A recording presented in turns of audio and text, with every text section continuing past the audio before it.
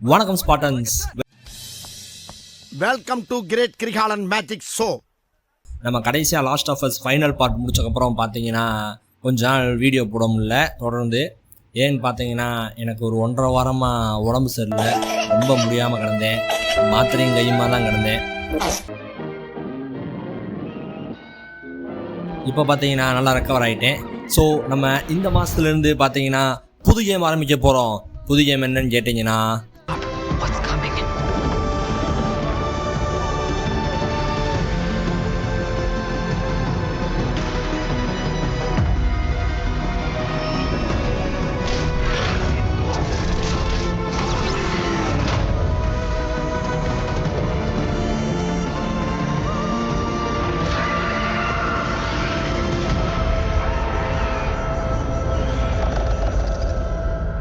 Horizon Forbidden West.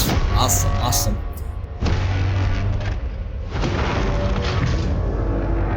But whatever comes,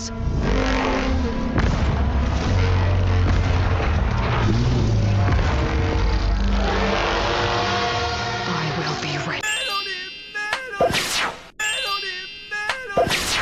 உங்கள் நிறையா பேர் ஹரிசான் ஜீரோ டான் விளாண்டுருப்பீங்க கண்டிப்பாக. இருந்தாலும் தெரியாதவங்களுக்காக தான் இந்த வீடியோ நம்ம என்ன பார்க்க போகிறோம் பார்த்தீங்கன்னா ஹரிசான் ஜீரோ டானின் கதை விளக்கம். வெரி குட், எல்லாரும் ஜோரா ஒரு கை தட்டுங்க. அதெல்லாம் தட்ட முடியாது. ரைட் விடு. ஓகே ஸ்பாட்டன்ஸ், நம்ம பார்க்க வேண்டியது என்னன்னு பார்த்தீங்கன்னா world of Horizon Zero Dawn. Developers இந்த ஹரிசான் ஜீரோ டானோட உலகத்தை எப்படி வடிவமைச்சாங்கன்றதை பார்த்துருவோம். அதாவது பார்த்தீங்கன்னா இந்த இது எங்கே நமக்கு நடக்குதுன்னு பார்த்தீங்கன்னா இன்னிலேருந்து கரெக்டாக டைம் லைன் 1000 வருஷம் கழித்து நடக்கிற மாதிரி. 1000 வருஷம் கழிச்சு, இன்னிலேருந்து கரெக்டாக 1000 வருஷங்கள் கழித்து இந்த சம்பவம் நடக்கிற மாதிரி. அதாவது போஸ்ட் அப்போகலிப்டிக் வேர்ல்டுனா உலகம் அழிவிற்கு பிந்தைய காலம். நீங்கள் ஒன்றே டெர்மினேட்டர் படத்தில் வர மாதிரி எல்லாம் சூரியனே இல்லாமல் பூமியில் செடி இடி ஒன்றுமே இல்லாமல் பில்டிங் மட்டும் அங்கே உடம்பு தொங்கிக்கிட்டு மிஷின்லாம் பறந்துக்கிட்டு டம்முட்டு சுற்றிக்கிட்டு இருக்க மாதிரி இருக்காது. அதுக்கு அப்படியே ஆப்போசிட்டு நல்லா இயற்கை வளம் வாய்ந்த பூமியாக காமிச்சிருப்பாங்க. பார்த்தீங்கன்னா நல்லா நம்ம மவுண்டைன் சைடு போகலாம், அப்புறம் காடுகள் இருக்கும், நீரோட்டங்கள்லாம் நிறையா காமிச்சிருப்பாங்க. முக்கியமாக பாலைவன சைடு போகலாம், பனிமலைகள்லாம் எல்லாமே செம்மையாக்கும், எல்லாம் பார்த்தீங்கன்னா செம்மையாக காமிச்சிருப்பாங்க இந்த இடம் பூரா. இதில் மெயினான விஷயம் என்னென்னு பார்த்தீங்கன்னா சில மனிதர்கள் தப்பிச்சு உயிர் வாழ்ந்து அவங்க ட்ரைப்ஸாக ஃபார்ம் ஆகிருப்பாங்க.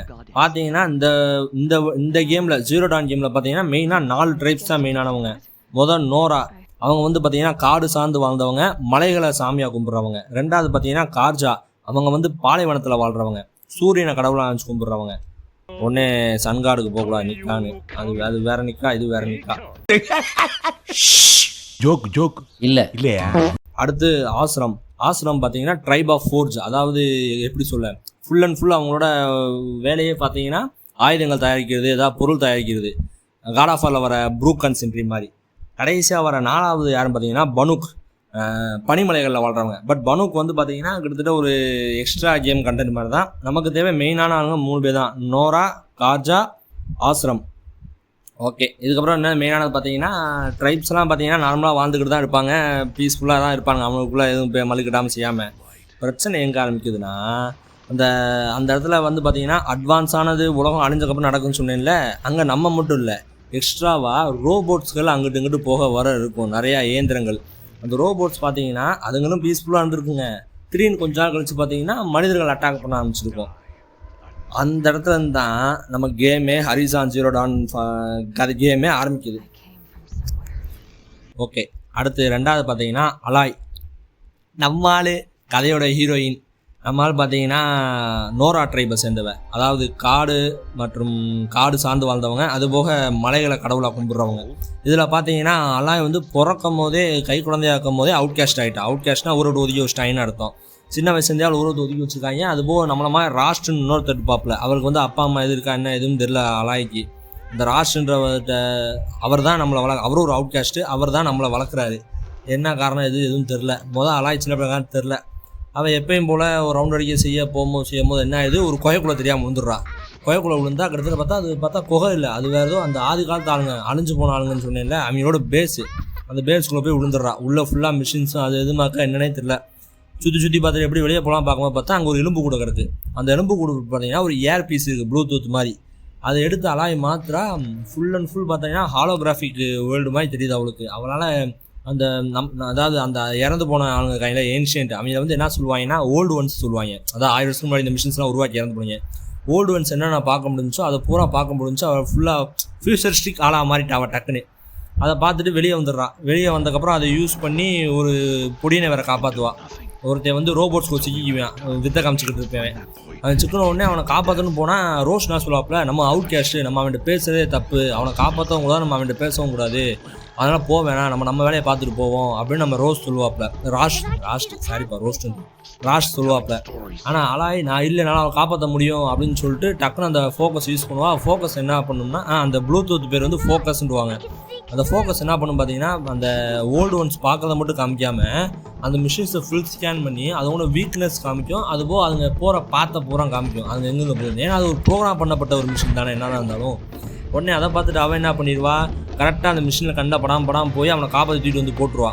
தூக்கிட்டு வந்தோடனே அந்த ஊர்க்காரங்க வந்துடுவாங்க. அந்த பையன் விழுந்துட்டானோடனே சத்தம் கேட்டு வந்து பார்த்துட்டு அவனுக்கு ஒரு அடியை போடுவாங்க டம்முன்னு. என்னடா பண்ணுறாங்க பார்த்தா, எதுக்கு நீ இப்படி பண்ண, தேவையில்லாமல் போய் அவங்க ஒரு அவுட் காஸ்ட் வந்து பேசிட்டு இருக்குன்னு சொல்லிட்டு இழுத்துட்டு போவாங்க. பட் அவன் என்ன சொல்லுவான், அவன் என்னை காப்பாற்றிட்டு நான் தேங்க்ஸ் சொல்கிறேனே அப்படின்னு சொல்லுவான். அடிச்சு போடனே கம்மி இழுத்துட்டு போயிடுவாங்க. அவள் கடுப்பாயிருவா அலாய், எதுக்கு இப்படி பண்ணுறாங்கன்னு சொல்லிட்டு அந்த இடத்துல ஓடிடுவா.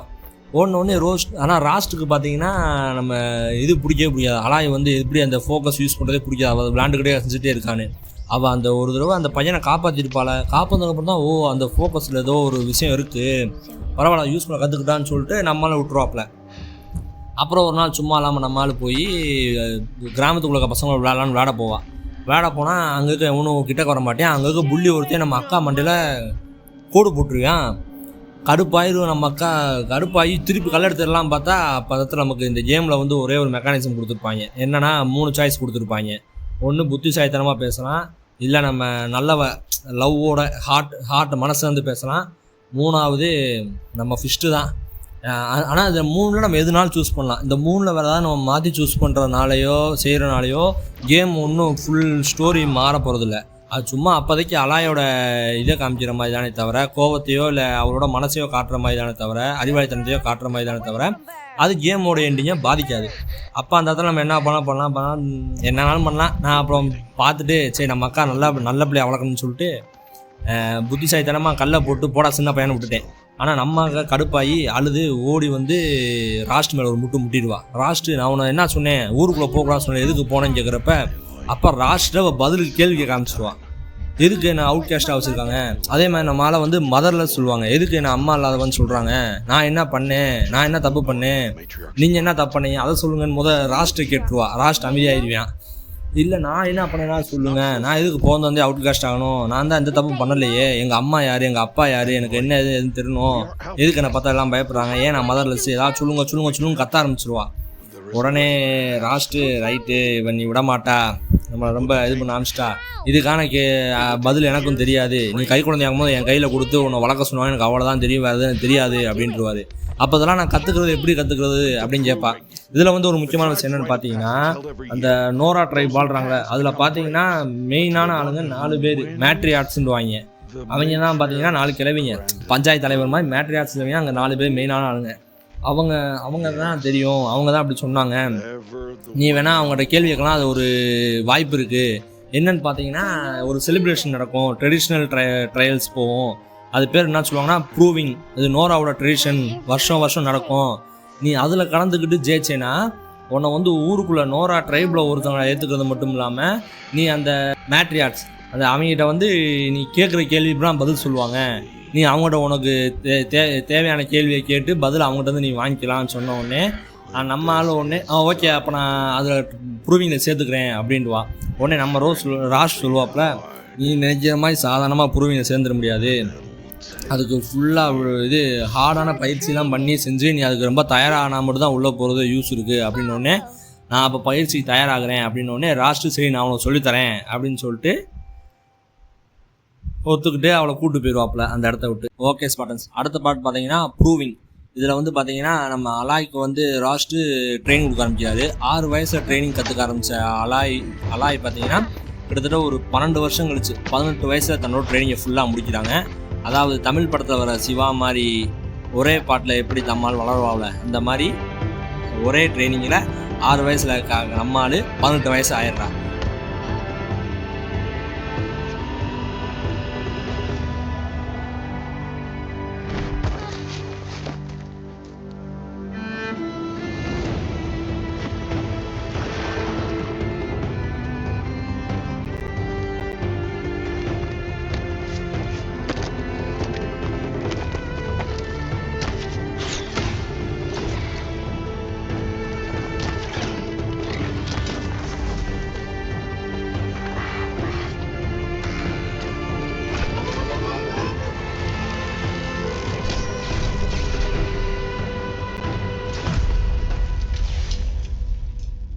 ஆனதுக்கப்புறம் ஃபுல் ட்ரைனிங் நீ ரெடி ஆகிட்ட, இப்போ நீ ப்ரூவிங்க்கு போகலாம் அப்படின்னு சொல்லிட்டு அனுப்பி விட்றாப்புல. ப்ரூவிங்க்கு மட்டும் பார்த்தீங்கன்னா ஊருக்குள்ளே விடுவாங்க நம்ம எல்லாரையும், அவுட் கேஸ்ட் யாருனாலும். அந்த ப்ரூவிங்கில் வந்து என்ன சொல்லுவாங்கன்னா, அவுட் கேஸ்டாக இருந்தாலும் சரி, யாராக இருந்தாலும் சரி, யாருனாலும் அதை கலந்துக்கலாம். அதை ஜெயிக்கிறவங்கள அந்த நோராக்குள்ளே ஒரு ஆளாக ஊருக்குள்ளே எடுத்துக்கிறது மட்டும் இல்லாமல் அவங்க கேட்குற கேள்விகள்லாம் அந்த பதில் சொல்லுவாங்க. அந்த மேட்ரியாக்ஸ் அவங்க தான் மெயினான ஆளுங்க. அதாவது பஞ்சாயத்து இருக்கிற மாதிரி 4 கிழவிங்க, 4 3 சொல்லிடுவாங்க. உடனே சரின்னு சொல்லிட்டு அங்கே நம்மளால் கிளம்பிடுவா ப்ரூவிங்க்கு ரெடி ஆகிட்டு. ப்ரூவிங்க்கு வில்லேஜுக்குள்ளே போகிற நேரத்தில் ராஸ்ட் வெளியே நிற்பாப்புல. ராஸ்ட் வந்து பார்த்தீங்கன்னா என்ன சொல்ல, ரூல்ஸெல்லாம் ரொம்ப கண்ணியமாக ஃபாலோ பண்ணுறாப்புல, லாஸை மதிக்கிறவப்பில். அதனால் நீ வந்து இப்போ ஜெயிச்சிருவேன்னு எனக்கு தெரியும், ஜெயிச்ச உடனே பார்த்தா நீ நோரால் ஒருத்தவங்களை ஆயிடுவேன், அப்படி இருக்கும்போது நான் உன்கிட்ட பேச வரமாட்டேன் அப்படின்ட்டுவான். உடனே அப்போ அவளாம் என்ன சொல்லுவா, நீங்கள் பேச முடியும் எனக்கு தெரியும், ஆனால் நீங்கள் திரும்பி மட்டும் இல்லைங்க, நான் மட்டும் வந்து நான் பேச வேண்டிய மட்டும் உங்கள்கிட்ட பேசிட்டு போயிடுவேன், நம்ம பார்ப்போம் செய்வோம், நீங்கள் இப்படி பண்ணுன்ற அவசியம் இல்லைன்னு ராஸ்ட் கேட்க மாட்டாப்புல. இல்லை இதுதான் இது ஒரு குட் பாய், நான் அதுக்கப்புறம் நீ என்னை பார்க்க முடியாது, நீ வருவேன்னு தெரியும், நான் நம்ம இருக்கிறத இருக்க மாட்டேன், நான் கிளம்பி வெளியே போக போகிறேன்றாரு. கரெக்டாக நல்லா மேட்ச் ஆரம்பிக்க போகிற நேரத்தில் ஒரு குண்டை போட்டு போயிடுவாப்புல அந்த மனுஷன். ஆனால் அலாய் இருந்தாலும் பரவாயில்ல நான் வருவேன்ற மாதிரி சொல்லிட்டு நம்ம ஊருக்குள்ளே போயிடுவோம். ஊருக்குள்ளே போனால் ஊருக்குள்ளே எல்லா ஃபங்க்ஷன் நடக்கவும் செய்ய, எல்லாம் கலகலன்னு பேசிகிட்டு இருப்பாங்க, அங்கங்கே சாப்பிட்டுட்டு இருப்பாங்க, விளையாண்டுட்டு இருப்பாங்க. எல்லாத்தையும் பார்த்துட்டு போனோம்னா அங்கே பார்த்தீங்கன்னா ஸ்டேஜ் போட்டு ஒருத்தன் கத்திட்டு இருப்பான். யாருன்னு பார்த்தா அவங்க வந்து கார்ஜா ஆளுங்க வந்திருப்பாங்க. அதாவது பார்த்தீங்கன்னா முந்தி வந்து கார்ஜாவில் வந்து பார்த்தீங்கன்னா இந்த ஒரு மேட்கிங்காக இருந்திருப்பான். உடனே நீங்கள் ஜிஓடியில் வர அந்த மேட்கிங் நினைக்கக்கூடாது அப்படின்னு கத்திட்டு இருக்க மாட்டாங்க. வேற ஒரு மேட்கிங் இருந்திருப்பேன். அந்த மேட்கிங் என்ன பண்ண நினச்சிருப்பான்னா, நோரா, அப்புறம் நான் சொன்னேன்ல வேற யார் இருந்தாங்க, இந்த ஆசிரம், அதுக்கப்புறம் இன்னொன்று 3வது பனுக்கு, இவங்க எல்லாரையும் அடித்து மல்லு கட்டி எல்லா இடத்தையும் தனக்காக்க பார்த்துருப்பான். பட் அவனோட சன் அவார்டு, அவனோட பையன் அவார்டுன்றவன் அவங்க அப்பாவோட காட்சி ரொம்ப கொடூரமாக்குன்னு அவங்க அப்பாவை கொண்டுட்டு அந்த இடத்துக்கு வந்துட்டாரு, இப்போ நம்ம எல்லாம் ஒன்றா பீஸாக ஒன்றுக்குள்ளே ஒன்றா இருப்போம்னு சொல்லிட்டு அந்த ஸ்டேஜ் போட்டு அங்கே பேசிகிட்டு இருப்பாங்க அந்த ஃபங்க்ஷனில். ஆனால் நூறாக்காரங்க அப்புறம் அடித்து பறக்க விடுவாங்க, தக்காளிலாம் தூக்கி இருந்துச்சு, ஓடுறா வெளியே கத்திக்கிட்டு இருப்பாங்க. நம்ம அந்த இடத்துல அதை பார்த்துட்டு கீழே பார்த்தா கீழே வந்து ஒரு தெரிப்பேன். அவன் காதில் பார்த்தீங்கன்னா அவன் காதில் நம்மள மாதிரி ஃபோக்கஸ் இருக்கும். அதாவது இத்தனை வருஷத்தில் அலாயை தவிர வேறு யாருமே ஃபோக்கஸ் யூஸ் பண்ணி பார்த்துருக்கவே மாட்டான். அவனுக்கு அது என்னன்னு தெரியாது. அங்கே ஒருத்தையும் மட்டும் ஃபோக்கஸ் பண்ணியிருப்பேன், கருவா பையன் மொட்டையன். அவன்கிட்ட போய் பேசுவோம், பார்த்தா அவன் இந்த மாதிரி என் பேர் ஓலின் அப்படின்னு சொல்லி கார்ஜா கூட சேர்ந்தவன் அப்படின்னு சொல்லி பேசிகிட்டு இருப்பான். நம்மளும் அவன்கிட்ட பேசிட்டு இருப்போம், நல்லா தான் பேசுவேன். எப்படி உங்களுக்கு இது கிடச்சி செஞ்சிச்சுன்னொன்னே நான் கொஞ்ச நேரத்துக்கு முன்னாடி நான் வந்து ஒரு எதோ சொல்லுவானே அட்வான்ஸர் மாதிரி நான் ஒரு கொயக்குள்ளே விழுந்தேன், அங்கே எனக்கு கிடச்சிச்சு அப்படி இப்படின்னு சொல்லிட்டு இருப்பேன். திரும்பி அவன் காதில் அந்த ஃபோக்கஸ் வந்து லைட்டாக ஒரு ஸ்பார்க் மாதிரி வரும். வந்தோடனே லைட் என்னதில் திரும்பி மரலமாக அனுப்பிச்சிடுவான். நான் கிளம்புறேன் அப்படின்னு சொல்லிட்டு மல்லுக்கட்டி தப்பி ஓடிடுவேன். ஏன்னா ஓடுறேன், அவன் நல்லா பேசுனேன்னு சொல்லிட்டு அவன்கிட்ட பேசலாம் பார்த்தா ஸ்டேஜில் பேசின ஆளுங்களில் ஒருத்தன் மெயினான ஆளுந்தவன் எரண்ட், அவன் பேர் எரண்ட். அவன் இறங்கி வந்து நம்மகிட்ட கடலை போட்டு உயிரோங்க ஆரம்பிச்சிடுவேன். அவன் யாருன்னு பார்த்தீங்கன்னா இது கார்ஜாவோட வேங்கரோட கேப்டன், அந்த படை தளபதி மாதிரி. அவன் நம்மகிட்ட பேசி இந்த மாதிரி ஒரு நாள் கார்ஜா இதுக்கு வந்தீங்கன்னா வாங்கினே, நம்ம எங்கள் ஊருக்கு வந்தீங்கன்னா வாங்கினேன், நம்ம பேசுவோம் செய்யுமே அப்படின்னு கடலை பேசிட்டு இருக்கேன். கவலைப்படாங்க, அவன் ரொம்ப நல்ல மனுஷன். அவன் பின்னாடி வருவான். அவன்கிட்டையும் பேசி சரி போடான்னு சொல்லிட்டு நம்ம ஓலினை பார்ப்போம். ஓலின் எங்கே போனானே தெரிய காணாமல் போயிருவான். அப்புறம் சரி அடுத்து நம்ம போட்டி ஆரம்பிப்போம்னு சொல்லிட்டு போட்டி ஆரம்பிக்கும். போட்டி ஆரம்பித்தோடனே நம்ம இந்த ஜெயிக்கிற மாதிரி போவோம். அது அப்படி இப்படி போவோம். நம்மளை சின்ன வயசில் ஒருத்தன் இது பண்ணுவான் பார்த்துருக்கீங்களா, ஒரு புள்ளி. அந்த நாயை அங்கே நம்ம உயிரை வாழ்ந்த மட்டும் இல்லாமல் இங்கே நம்ம அந்த ஒரு மிஷின் பாட்டு எடுக்க சொல்லுவாங்க கேம், அந்த ப்ரூவிங்கில் மிஷின் பாட்டு எடுப்போம். அந்த பாட்டை உடச்சுடுவான் விசப்பையன். இருந்தாலும் விடாமல் திருப்பி நம்ம இன்னொரு மிஷினை திருப்பி கண்டுபிடிச்சி கொண்டு அதுலேருந்து அந்த மிஷின் பாட்டை எடுத்துகிட்டு போகிற வழியில் போகிறான், வேறு வழியில் போய் குண்டக்க மட்டக்க பண்ணி எங்கிட்ட ஜெயிச்சிடுவோம். ஜெயிச்ச உடனே அங்கே அந்த அனௌன்ஸ்மெண்ட் பண்ணுவாங்களே,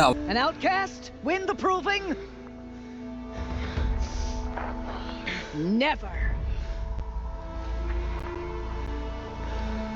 For she is a brave now. அவங்க இப்போ பார்த்துட்டு ஒரு அவுட் கேஸ்ட் ஜெயிக்கிறதா நடக்கவே நடக்காது அப்படின்றவா. என்னடா அப்படி சொல்கிறான்னு பார்த்தா, ஆனால் அலாய் ஃபர்ஸ்ட் பிளேஸ்க்கு வந்திருக்கா, நீ எங்களில் ஒருத்தின்னு சொல்லி நம்மளை வின்னரை அறிவிக்கும் போது எங்கிட்டு இருந்தோ ரொம்ப பறந்து வந்து சட்டக்குன்னு அந்த அனௌன்சர் நெஞ்சிலே விட்டு அலாய் ஒரே அதிர்ச்சி ஆயிடுவா. என்னடா ஆச்சு, நல்லா தானடா போயிட்டு இருந்துச்சு, ஜெயிக்க போகிற நேரத்தில் எவன்டா அந்த வேலையை பார்த்தா, ஜெயிச்சிட்டா அனௌன்ஸ்மெண்ட் பண்ண போகிற நேரத்தில் எவன்டா அந்த வேலையை பார்த்தான்னு பார்த்தா புதுசு ஏதோ மாஸ்க் மாதிரி போட்டு ஒரு குரூப் வந்திருப்பாங்க. அவங்க பார்த்தா ஏகப்பட்ட குரூப் வந்து டப்பு டப்புன்னு சுட ஆரம்பிச்சிருவாங்க எல்லாரையும். டக்குன்னு நம்ம எல்லாரும் கவர் எடுத்துக்குவோம். அங்கே இருக்க மற்றவங்க நம்மளை மாதிரி யங்கான நோராஸ் தான், வாரியர்ஸாக ட்ரெயின் ஆகிறதுக்காக யங்கானவங்க, ட்ரெயின் பண்ணவங்க, நம்மள மாதிரி ட்ரெயின் ஆனவங்க. அவங்கள பாதி பேர் செத்துருவாங்க, மீதி பேர் கூட நம்ம தப்பிச்சு ஓடணுன்றக்காக காப்பாற்றணுன்றக்காக நம்ம கிட்டத்தட்ட நல்லா அடித்து மல்லு கட்டி அங்கே அப்புறம் போட்டு தள்ளிட்டு அங்கே இருக்க ஒருத்தனோட காதில் பார்த்தீங்கன்னா எல்லாருமே ஃபோக்கஸ் வச்சுருப்பானுங்க. அவங்கள ஒருத்தனோட ஃபோக்கஸ் எடுத்து நம்ம காதில் மாட்டி பார்த்தா நம்மளை மாதிரி இன்னொரு பொண்ணோட ஃபோட்டோ வச்சுருப்பாங்க. அதில் கொஞ்சம் நம்மளோட கொஞ்சம் வயசானவங்க மாதிரி இருப்பாங்க. பட் அது நம்ம பார்க்க நம்ம அலாய் மாதிரியே இருக்கும். என்னடா இப்படி இருக்குன்னு பார்த்துக்கிட்டு இருப்பான். பார்த்துருக்கோம் பார்த்தா திரும்பி சம்மந்தம் இல்லாமல் வேற ஒருத்தன் லீடர் மாதிரி ஒருத்தன் வந்து நம்ம கழுத்தை இப்படி தூக்கிடுவான். நீ வந்து ஒரு அவுட் கேஸ்ட் தான், அவுட் கேஸ்டாகவே சாக போகிற, நீ பிறந்திருக்கவே கூடாது அப்படின்னு சொல்லிட்டு நம்மளை கொல்ல போவேன். அப்போ பார்த்தா டப்புன்னு சம்மந்தம் இன்னொரு அம்பு வந்து அவன் மேலே ஒரு குத்தும். யாருன்னு பார்த்தா நம்ம ஆள் ராஸ்ட்டு வந்து அடித்து மல்லு கட்டி சண்டை போடுவாப்புல. ஆனால் அவரால் சண்டை விட முடியாது. உடனே நம்மளை மண்ணிலேருந்து தள்ளி விட்டுருவாப்புல. ஏன்னா நம்ம தள்ளி விடான்னு பார்த்தா அங்கே ஒரு பாம்பாய் வச்சு வெடிக்க விட்டுருவாங்க. வெடித்து ராஸ்ட்டு அதில் இறந்துருவாப்புல. நம்ம மட்டும் பனிமலை கீழே டம்முன்னு விழுந்துருவோம்.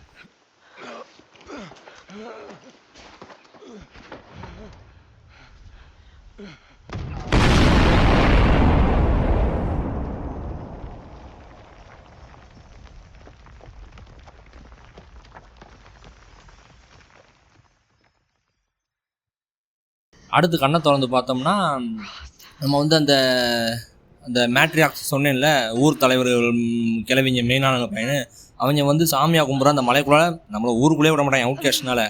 பார்த்தா நம்ம அந்த மலைக்குள்ளே இருப்போம். எப்பறம் அந்த மலைக்குள்ளே இருக்குன்னு பார்த்தா அந்த மேட்ரியாக்ஸில் ஒரு வயசான பாட்டி மட்டும்னா நம்மளை வந்து என்ன சொல்ல, நம்மளை நம்பும், நம்மளை வந்து நல்லவன் நம்பும். கூப்பிட்டு போய் ஒரு டோரை காமிக்கும். என்ன காமிக்கிறது, என்னது, என்னோட அம்மா அங்கே இருக்காங்களே, அம்மா அப்பா அவனை யாரும் தெரியுமான்னு கேட்டால், உனக்கு அம்மா யாரும் கிடையாது அலாய், இந்த மலை தான் உன்னோட அம்மா அப்படின்னு கிளவி உளரும். என்னடா உளருதுன்னு அலாய் ஒரு மாதிரி யோசிப்பா. பார்த்தா நீ வந்து பிறந்த குழந்தை கை குழந்தையா இருந்தப்ப இந்த டோருக்கு முன்னாடி ஒரு பெரிய டோரை காமிப்பா. ஒரு பெரிய டோர் ரவுண்டாகும். இந்த டோருக்கு முன்னாடி தான் நீ இருந்த, இந்த மலை தான் உன்னோட அம்மா, உனக்கு அம்மா யாரும் கிடையாது, நீ பிறக்கலை, உருவாக்கப்பட்டன்ற மாதிரி சொல்லுவாவ. சொன்ன உடனே இதுதான் நீ வந்து இந்த கடவுளோட பிள்ளை, நீ கடவுளாக அவங்க கொடுத்தாங்க அப்படின்ட்டுவா. உடனே இது ஒன்றும் கடவுள் இல்லை, இது ஒரு சாதாரண டோர் தான் அப்படின்னு சொல்லிட்டு டோர் மாடி போய் நிற்பா. டோர் டக்குன்னு ஓப்பன் ஆகி ஃபுல் ஸ்கேன் பண்ண போல. ஸ்கேன் பண்ணி பார்த்துட்டு இந்த மாதிரி நீ இது டோர் கரப்ஷனில் இருக்குது, அதனால் அவங்களோட ஐடென்டிட்டியை ஸ்கேன் பண்ண முடியல, எரர்னு காமிச்சிட்டு டோர் திறக்க முடியாதுன்னு வந்துடும். ஏன்னா எப்படி காமிச்சிச்சுன்னு சொல்லிட்டு திரும்பி பார்த்தா அப்போ தான் அவளுக்கு தெரியும். அப்போ வந்து இந்த மாதிரி உனக்கு அம்மா யாரும் கிடையாது, இந்த டோருக்கு முன்னாடி கடந்த இந்த மலையோட பிள்ளை நீ அப்படின்னு சொன்ன உடனே நமக்கு அம்மா யாரும் கிடையாதா அப்படின்னு அவள் யோசிப்பா, நம்ம யோசிப்போம். பட் அலாம் என்ன யோசிப்பானா, நம்ம அம்மா அப்போ உள்ளே இருக்காங்க போல், உள்ளே வந்து அந்த ஓல்டு ஒன்ஸ் சில பேர் தப்பிச்சவங்க போல உள்ளே உயிரோடு இருக்காங்க போல், டோருக்குள்ளே நம்ம அம்மா இருப்பாங்க போல், நம்ம அவங்கள பார்த்தாகணும் அப்படின்னு முடிவு பண்ணுவாள். அதாவது அதான் அவளோட பர்த் சீக்ரெட்டு. அதை வந்து அப்போ தான் சொல்லியிருப்பாங்க நம்ம. ஆனால் அலாம் என்ன நினைப்பானா, நம்மளோட அம்மா அப்பாலாம் உள்ளே இருக்காங்க போல், நம்ம அந்த டோரை திறந்துட்டோம்னா உள்ளே ஓல்டு ஒன்ஸை பார்த்துடலாம், நம்மளோட அம்மா உள்ளே உயிரோடு இருப்பாங்க அப்படின்னு நினச்சிக்கிட்டு இருப்பா. அடுத்த பார்ட் பார்த்தீங்கன்னா இன் சர்ச் ஆஃப் ஓலின். இதில் வந்து இப்போ அந்த டோர் திறக்க மாட்டேன்ருச்சா, உடனே அலாம் அந்த டோர் என்ன சொல்லும்னா, இந்த மாதிரி நீங்கள் கரப்ஷன் ஆன டேட்டாவை வந்து அந்த இடத்துல நீங்கள் சரி பண்ணணும், டேட்டாவை சரி பண்ணிட்டீங்கன்னா உங்களால் உங்களோட திருப்பி ஐடென்டிட்டி இது பண்ணி ஸ்கேன் பண்ணி உங்களால் டோர் ஓப்பன் பண்ண முடியும்னு சொல்லிடும். உடனே அவன் என்ன சொல்லுவா, நம்ம ஆளாய் இந்த மேட்ரியாட் பொறுத்திட்ட இந்த மாதிரி அந்த டோர் கரப்ஷன் சரி பண்ணணும்னா நம்ம வெளியே போய் நான் ஒரு இடத்த சரி பண்ணணும், அது எல்லாத்துக்கு மேலே இதுக்கான மிஸ்ட்ரிலாம் தெரியணும்னா அந்த ஓலின்ற ஒருத்தனை தான் நான் பார்க்கணும், காஜாவோட சேர்ந்தவன், அவன் என்னைய மாதிரி அந்த ஃபோக்கஸ் போட்டிருந்தான், அவனை பார்த்தா தான் தெரியும் அப்படின்ட்டுருவா. ஆனால் அந்த கிழவி நம்ம சொன்னதெல்லாம் காதிலே வாங்கியிருக்காது.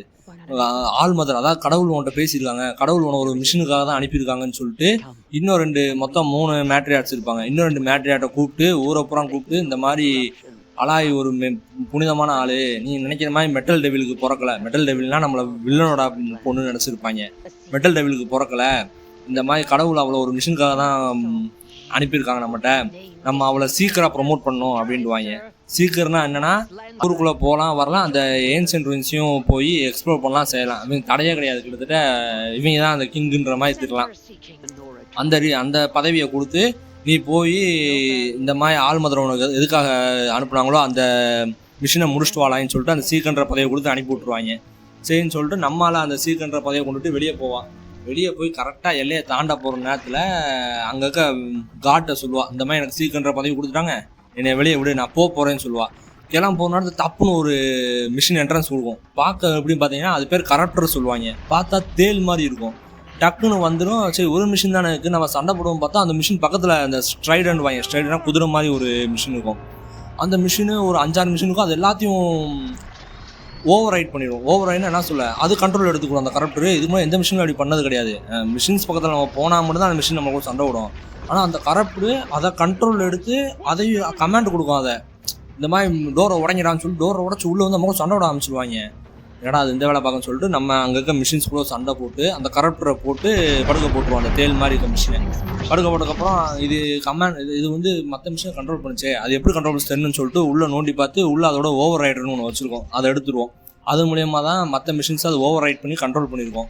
அப்போ என்னால் இதை பண்ண முடியும்னு சொல்லிட்டு எடுத்து நம்மளோட ஸ்பியரில் நம்ம அட்டாச் பண்ணிடுவோம். அட்டாச் பண்ணிட்டு சுற்றி பார்த்தா பக்கத்தில் ஒரு ஸ்ட்ரைடர் இருக்கும். அது பார்க்காதப்ப பக்கத்தில் போய் சதக்குன்னு ஒரு ஊசியை குத்துற மாதிரி ஒரு குத்துனோன்னு வைங்க, நம்மளாம் ஏரியா அவன். அப்புறம் அவனை எடுத்து ரைட் பண்ணலாம். அவனை எடுத்து ரைட் பண்ணிட்டு நம்ம இன்னும் எல்லைக்கு போவோம், நாட்டோட எல்லைக்கு போகிற இடத்துல அங்கே பார்த்தீங்கன்னா அங்கே ஏற்கனவே சில மிஷின்ஸை கொண்டுக்கிட்டு இருப்பாங்க ஒரு குரூப்பு. அங்கே தான் நம்ம பையன் ஒருத்தன் வருவான், வாய் வர முடியும் பேர் வாரல், VARL வாரல். ஏன்னா அவன் இருப்பான். அவன் வந்து யாருன்னு பார்த்தீங்கன்னா நோராவோட அந்த வார் சீஃபோட பையன். அவன் பேர் வாரல் ஏதோ ஒன்று வர மாட்டேங்குது, வாரல். அவன் இந்த மாதிரி நம்ம மிஷின் ஓட்டிட்டு வரதை பார்த்து மிரண்டுருவான். என்னடா அவன் மிஷின் ஓட்டிடுவான்னு சொல்லிட்டு இதுக்கு மாதிரி இந்த மாதிரி யாரும் மிஷின் ஓட்டிட்டு வந்து நான் பார்த்ததில்லைன்டிவேன். பரவாயில்ல எனக்கு சீக்கிரம் இது கொடுத்துதான், அந்த மாதிரி ஊரை விட்டு வெளியே போகிறேன், வெளியே போயிட்டு இருக்கேன்னொடனே அவன் என்ன சொல்லுவான், உடனே எங்கள் அம்மா வந்து வார் சீஃப் டைன், அவங்க பேர் சோனா, அவங்க வந்து இந்த உங்கள் கூட சண்டை போட்டாங்களே ஒரு குரூப்பு, அந்த குரூப்பை ஃபாலோ பண்ணி ஒரு டீம் எடுத்துக்கிட்டு போனாங்க. பட் திருப்பி வரல, நான் அவங்கள தேடி போகலாம் பார்த்தா அவங்க எனக்கு ஆர்டர் கொடுத்துருக்காங்க. நான் இல்லாதப்ப நீ தான் அந்த ஊரை பாதுகாக்கணும்னு, அதனால இந்த இடத்த விட்டு போஸ்ட்டை விட்டு வெளியே போக முடியாது, கொஞ்சம் நீ அவங்கள கண்டுபிடிக்க முடியுமா அப்படின்னு சொல்லி நம்மகிட்ட ஹெல்ப் கேட்பான். நம்ம சரின்னு சொல்லிட்டு போகிற வேலை சோனாவை பார்ப்போம். சோனா பார்த்தா ஓரளவுக்கு மேலே எங்களால் ட்ராக் பண்ண முடியல, ஆம்புஷ் பண்ணிட்டானுங்க, இருந்தால் அதையும் தப்பிச்சிட்டோம், பட் எனக்கு அதுக்கு மேலே அவங்கள ட்ராக் பண்ண முடியலன்னு சொல்லி வெயிட் பண்ணுவான். நம்மளோட ஃபோக்கஸ் யூஸ் பண்ணி கண்டுபிடிச்சி அவங்களோட குட்டி பேஸை கண்டுபிடிச்சி கொடுப்போம். பேஸில் உள்ள வரைஞ்சி எல்லாத்தையும் அடித்து பறக்க விட்டு போட்டு தள்ளிடுவோம். அதில் வந்து சோனா நமக்கு ஃப்ரெண்டாயிருவா, வாரல் வந்துடுவான், வாரல் நம்ம கூட ஃப்ரெண்ட் ஆயிடுவான். அப்புறம் அவன் ஹெல்ப்பை முடிச்சுட்டு நம்ம மெரிடியனுக்கு போவோம். ஏன்னா அவன் ஓலினை தேடி தானே போகிறோம். அவன் வந்து ஒரு மெரிடியன் தான். மெரிடியன் போவோம். அங்கே போனால் அங்கே வந்து இப்போ இருக்க சன் கிங் தான் நல்லவனாக இருக்கான்ல, அவன் உடனே ஓலின்ட்ட சொல்லி இந்த மாதிரி அவன் ஹெல்ப் பண்ணு அப்படின்ட்டுருவான். உடனே இது ஓலின்ற மாதிரி எரன்ட்ட சொல்லி ஹெல்ப் பண்ணுன்ட்டுருவான். சரி எரன் வந்து நம்ம என்ன பண்ணுவான்னா, எரண்டு ஓலினோட ஹவுஸுக்கு கூப்பிட்டு போவேன். கூப்பிட்டு போனால் அங்கேருந்து நம்ம ட்ரையல் பிக் பண்ணுவோம் நம்மளோட ஃபோக்கஸ் யூஸ் பண்ணி. அவன் எங்கே இருக்கான் தேடி கண்டுபிடிச்சிக்கோம்னா அவன் ஒரு டிக் சைட்டில் ஒரு பள்ளத்தாக்கில் கிடப்பான். அவனை கண்டுபிடிச்சா அவன் வந்து என்ன பண்ணுவான்னா, அந்த நம்மளை அடிச்சாங்க பாங்க வந்து நம்ம ட்ரைனிங்கில் இருக்கும்போது கொண்டு எல்லாத்தையும் கொண்டு நம்மளோட வாழ்க்கையை கெடுத்தாங்க பாங்க, அவன் அந்த குரூப்போட வைப்பான். அவங்க பேர் என்னென்னு பார்த்தீங்கன்னா எக்லிப்ஸு. அவங்க என்ன பண்ணுவாங்கன்னா பூமியை தோண்டி உள்ளேருந்து அந்த கரப்டர், அதாவது அந்த தேல் மாதிரி மிஷின் வந்து பார்த்தீங்களா, அது எடுத்துக்கிட்டு இருப்பாங்க. அவங்கள புறா போட்டு தள்ளிட்டு ஓலினை பிடிச்சிருவோம். ஓலினை பிடிச்சி எதுக்குல அந்த வேலை பார்த்த, என்ன பண்ணிட்டு இருக்கீங்கன்னு கேட்டால் இவங்க பேர் எக்லிப்ஸு, இவங்களுக்கு புதுசாக வந்த சன் கிங் பிடிக்கல, அதனால இந்த மாதிரி மண்ணை தோண்டி உள்ள இந்த கரப்டரை எடுத்து சன்கிங்கோட சண்டை போடுறதுக்காக ரெடி பண்ணிட்டு இருக்காங்க. அதே மாதிரி எக்லிப்ஸ்ன்றவங்க யாருன்னா கார்ஜா குரூப்ல வந்து கொஞ்சம் பிரிஞ்சவங்க. அவங்க வந்து பழைய சன்கிங்கை பிடிச்சவங்க, புதுசாக அவன் சன்கிங் பிடிக்காம கொஞ்சம் பிரிஞ்சு போனவங்க. அவங்க பேர் தான் எக்லிப்ஸ். அவங்களோட லீடர் பேர் பார்த்தீங்கன்னா ஹீலிஸு. அவங்க வந்து மெட்டல் டீமனான ஹேடிஸை வந்து வணங்குறவங்க. அது சொல்லி தான் அதெல்லாம் பண்ணுறாங்க அப்படின்னு சொல்லியிருப்பேன். இதுதான் சொல்லுவான். மெட்டல் டீமன் ஒன்னே நீங்கள் என்னமோ யோசிக்க வேணாம், அது நான் பின்னாடி வரும். மெட்டல் டீமனான ஹேடிஸை வணங்குறவங்க அவங்கலாம். இவங்களோட குரூப்போட லீடர் பேர் தான் ஹேலிஸு. அவன் தான் அவனை கொல்லணும்னு ஆர்டர் போட்டிருந்தான், மற்றபடி வேறு எதுவும் தெரில அப்படின்ட்டுவான். உடனே அலாய் அப்படி சரிடா, இது அந்த ஃபோக்கஸில் என்னைய மாதிரி ஒரு பொண்ணு இருந்துச்சு, ஒரு உமன் இருந்தாங்களே, அவங்க யார் அப்படின்னு கேட்டிருப்பான். அதுக்கு ஓலின் என்ன சொல்லுவான், எனக்கு எதுவுமே தெரியாது, நான் வந்து மேக்கர்ஸ் எண்ட் அப்படின்ற ஒரு இடத்துல தோண்ட போகும்போது அங்கே தான் அவங்களோட ஃபோட்டோவை பிக்சரை பார்த்தேன், அங்கேருந்து அவங்க பிக்சர் எனக்கு இதாச்சே தவிர மற்றபடி அவங்கள பற்றி வேறு ஒன்றும் தெரியாதுன்னுவேன். அது எல்லாத்துக்கு மேலே இது நான் தெரிஞ்சே பண்ணல, எனக்கு அது பிடிக்கல, என்னோட ஒய்ஃபையும் குழந்தையும் தான் அவங்க கடத்தி வச்சு இப்படி பண்ணாங்க அப்படின்னு சொல்லியிருப்பான். நம்ம வேணும்னா அவன் ஒய்ஃபையும் குழந்தையும் காப்பாற்றி விட்டு அடுத்த இடத்துக்கு போகலாம், இல்லாட்டி போட எனக்கடான்னு சொல்லி அவனை போட்டு தள்ளிட்டு போகலாம். நான் காப்பாற்றி விட்டேன், சரி அதை ரைட்டு விடுங்க. அது முடிச்சப்பறம் நம்ம மேக்கர் சென்ட் போகணும். அதுக்கு போகிறதுக்கு முன்னாடி நமக்கு ஹெல்ப் பண்ணான்ல நம்மளால் யார், சன் கிங்கு, அவனுக்கு ஒரு ஹெல்ப் பண்ணணும்ல. அதுதான் அடுத்த பார்ட், ஃபேவர் ஃபார் மெரிடியன்ஸ். சரி நமக்கு இரண்டு ஹெல்ப் பண்ணியிருக்கேன், அதுபோக சன் கிங் ஹெல்ப் பண்ணியிருக்காரு, அவங்க ஏற்ற மாதிரி ஹெல்ப் பண்ணணும்னு சொல்லிட்டு நம்ம போகிறோம். அப்போ இரண்டு பார்த்தா துக்கத்தில் இருக்கேன். இரண்டு என்னன்னு பார்த்தா இந்த மாதிரி என் சிஸ்டர் இறந்துட்டா, அவளை நான் காப்பாற்ற முடியாமல் போச்சு, சரக்கடை செஞ்சு ரொம்ப கவலையாக போயிட்டேன், அவள் எங்கள் ஊரோட மெயினான ஆளுன்னு சொல்கிறான். சன் கிங்கும் அவங்க மெயினான ஆள், முடிஞ்சா கண்டுபிடிச்சி கொஞ்சம் ஹெல்ப் பண்ண பாரு ஆளா என்ற மாதிரி நம்மகிட்ட ஹெல்ப் கேட்டிருப்பான். நம்ம சரி ஹெல்ப் பண்ணுவேன்னு சொல்லிட்டு அவள் இறந்த இடத்த போய் பார்ப்போம். பார்த்தா அது அவளே இறந்துருக்க மாட்டான், முகத்தை சிதைச்சிருப்பாங்க. கடைசியில் பார்த்தா இறந்த மாதிரி ஃபேக் பண்ணிவிட்டு அவளை தூக்கிட்டு போயிருப்பாங்க. அந்த ஒர்சா, அவளோட பேர் வந்து ஒர்சா, எரண்டோட சிஸ்டர் பேர். உடனே சரின்னு சொல்லிட்டு நம்ம அதை ட்ராக் பண்ணி பார்த்தா அவள் சிஸ்டர் உயிரோட தான் இருக்கா, எங்கேயோ ஒழிச்சு வச்சுருக்காங்கன்னு சொல்லிட்டு திருப்பி போய் சன் கிங் கிட்ட போய் இந்த மாதிரி அவங்க ஒழிச்சு வச்சுருக்காங்க, அவங்க யாருன்னு கண்டுபிடிக்க போகிறோம், நீங்கள் வந்து எங்களுக்கு கொஞ்சம் ஆள் அனுப்புங்கன்னு சொன்னோடனே சன் கிங் என்ன பண்ணுவார்னா அலாயி அப்புறம் எராண்டு அது கூட இன்னும் கொஞ்சம் சோல்ஜர்ஸ் அனுப்பி விட்டு கண்டுபிடிங்கன்னு சொல்லி அனுப்பி விட்ருவாப்ல. சரி நம்ம போய் யாருன்னு பார்த்தோம்னா டர்வால்னு ஒருத்தர் இருப்பான். அவன் வந்து என்னன்னா ஆசிரமோட டெரரிஸ்ட் ஒருத்தன். அவன் என்ன பண்ணியிருப்பான், ஒர்சாவை கடத்தி வச்சு கொண்ட மாதிரி காமிச்சிட்டு பட் அவளை கொல்லாமல் வேற இடத்துல அடைச்சி வச்சுருப்பாங்க. பட் அவள் குத்துயிரும் குலவீரமாக கிடப்பா. நம்ம எல்லாத்தையும் தாண்டி மல்லுக்கடி சண்டை போட்டு உள்ளே போய் ஒர்சாவை காப்பாற்றலாம் பார்த்தா அவள் அந்த இடத்துல கடைசி மூச்சு விட்டுக்கிட்டு இருப்பா. அப்போ இந்த மாதிரி இறண்டு என்னை மன்னிச்சிரு, நான் உன்னை காப்பாற்றாமல் ரொம்ப அசால்ட்டாக தெரிஞ்சுட்டேன், சரக்கடிக்க செய்ய மன்னிச்சுன்னு சொல்லிட்டு இருக்கும்போது அப்போ என்ன சொல்லுவான்னா, அதெல்லாம் விடு, அவங்க வந்து இந்த டெரரிஸ்டோட மெயினான இது என்னென்னா அவங்க வந்து பாம் வச்சு நம்மளோட மெரிடியனை வெடிக்க விட போகிறாங்க, ப்ளோ அப் பண்ண போகிறாங்க, அதான் அவங்களோட பிளான், அதை நான் கண்டுபிடிச்சிட்டேன், அதனால தான் எனக்கு கொண்டுட்டாங்க, எப்படியா போய் நீ அதை தடுத்துடுன்னு சொல்லிட்டு இறந்துருவா. ஆனால் இதில் பிரச்சனை என்னன்னு பார்த்தீங்கன்னா அந்த இது மெரிடியனை வெடிக்க வைக்கிறது பாதி பிளான் தான், மீதி பிளான் சன் கிங்கை கொல்லணும், அதுதான் அவனோட மெயின் பிளான். உடனே சரின்னு சொல்லிட்டு நம்ம அலாயி நம்ம இதை யூஸ் பண்ணி அந்த இது அவங்களோட இடத்த பூரா ஸ்கேன் பண்ணி செஞ்சு பார்த்தா ஒரு மெயினான இடத்துல ஒரு பெரிய பச்சை கலர் பாம் வச்சுருப்பாங்க. அதை வச்சு தான் பாதி மெரிடியனே வெடிக்க விடலான்ற பிளானில் இருப்பாங்க. நம்மளால் அதை தள்ளி விட்டு வேறு இடத்துல மலையிலேருந்து கீழே தள்ளி விட்டு வெடிக்க விட்டு அதை காப்பாற்றுறது மட்டும் இல்லாமல் அதை வெடித்த உடனே அந்த கலவரத்தில் உள்ளே இறங்கலான்னு இந்த அசாசியன்ஸை பூரா தேடி கண்டுபிடிச்சி அவங்கள கொள்வது மட்டும் இல்லாமல் அந்த சன் கிங்கை காப்பாற்றிடுவா. இப்போ மெரிடியனே கிட்டத்தட்ட அலாய்க்கு ஓவு பண்ணியிருக்கு. சரி நம்ம காப்பாற்றி விட்டுட்டோம், அதை முடிச்சிட்டோமா, அதான் அவ்வளோதான். இந்த ஃபேவர்ஸ் ஆஃப் மெரிடியன்றது தான் இதான மெயினாக கண்டென்ட், அவ்வளோதான் முடிஞ்சு. இப்போ அடுத்த பார்ட் பார்த்தீங்கன்னா டு த மேக்கர்ஸ் எண்ட். இப்போ மெரிடியனுக்கான ஃபேவரை நம்ம முடிச்சிட்டோம், இப்போ அவ்வளோதான் நமக்கு வேலை முடிஞ்சு. இப்போ ஓலின்னு சொன்ன மெரிடியன் சென்ட்டுக்கு போய் நம்ம என்னன்னு பார்க்க போனோம். போகிற வெளில பார்த்தீங்கன்னா அப்போ நம்மளோட அந்த ஃபோக்கஸ் இருக்குது பார்த்தீங்களா, அது ஒரு வாய்ஸ் கேட்டுக்கிட்டே இருக்கும். அந்த வாய்ஸ் நமக்கு அங்கே ஹெல்ப் பண்ணும். நம்ம சரின்னு சொல்லிட்டு அது என்னன்னு தெரியல, பேசி பார்ப்போம், ரிப்ளை பேச முடியாது, நம்ம ஹெல்ப் மட்டும் பண்ணுவோம் அந்த வாய்ஸு. சரின்னு அந்த வாய்ஸ் ஒன்று கேட்டு நம்மளும் மேக்கர் சென்ட்டுக்கு போவோம். மேக்கர் சென்ட்டில் போய் பார்த்தீங்கன்னா இருக்கிற டாப்பில் ஒரு ஹைட்டான பில்டிங் இருக்கும், ஸ்கை ஸ்கேப்பர் பில்டிங். அந்த பில்டிங் ஏறி போய் உள்ளே பார்த்தீங்கன்னா உள்ளே ஒரு ஹாலோகிராஃபிக் வீடியோ இருக்கும். அந்த வீடியோ ப்ளே பண்ணோம்னா அந்த வீடியோவில் தான் போட்டிருப்பாங்க. என்ன போட்டிருப்பாங்கன்னா அந்த மேக்கர் சென்டர்னு ஒரு பெரிய பில்டிங் பார்த்தோம்ல, அந்த பில்டிங்கோட பேர் என்னன்னு பார்த்தீங்கன்னா ஃபாரோ ஆட்டோமேட்டட் சொல்யூஷன்ஸ். அங்கே அவங்க என்ன பண்ணியிருப்பாங்கன்னா பெரிய பெரிய மிலிட்ரி மிஷின்ஸ் ரெடி பண்ணியிருப்பாங்க.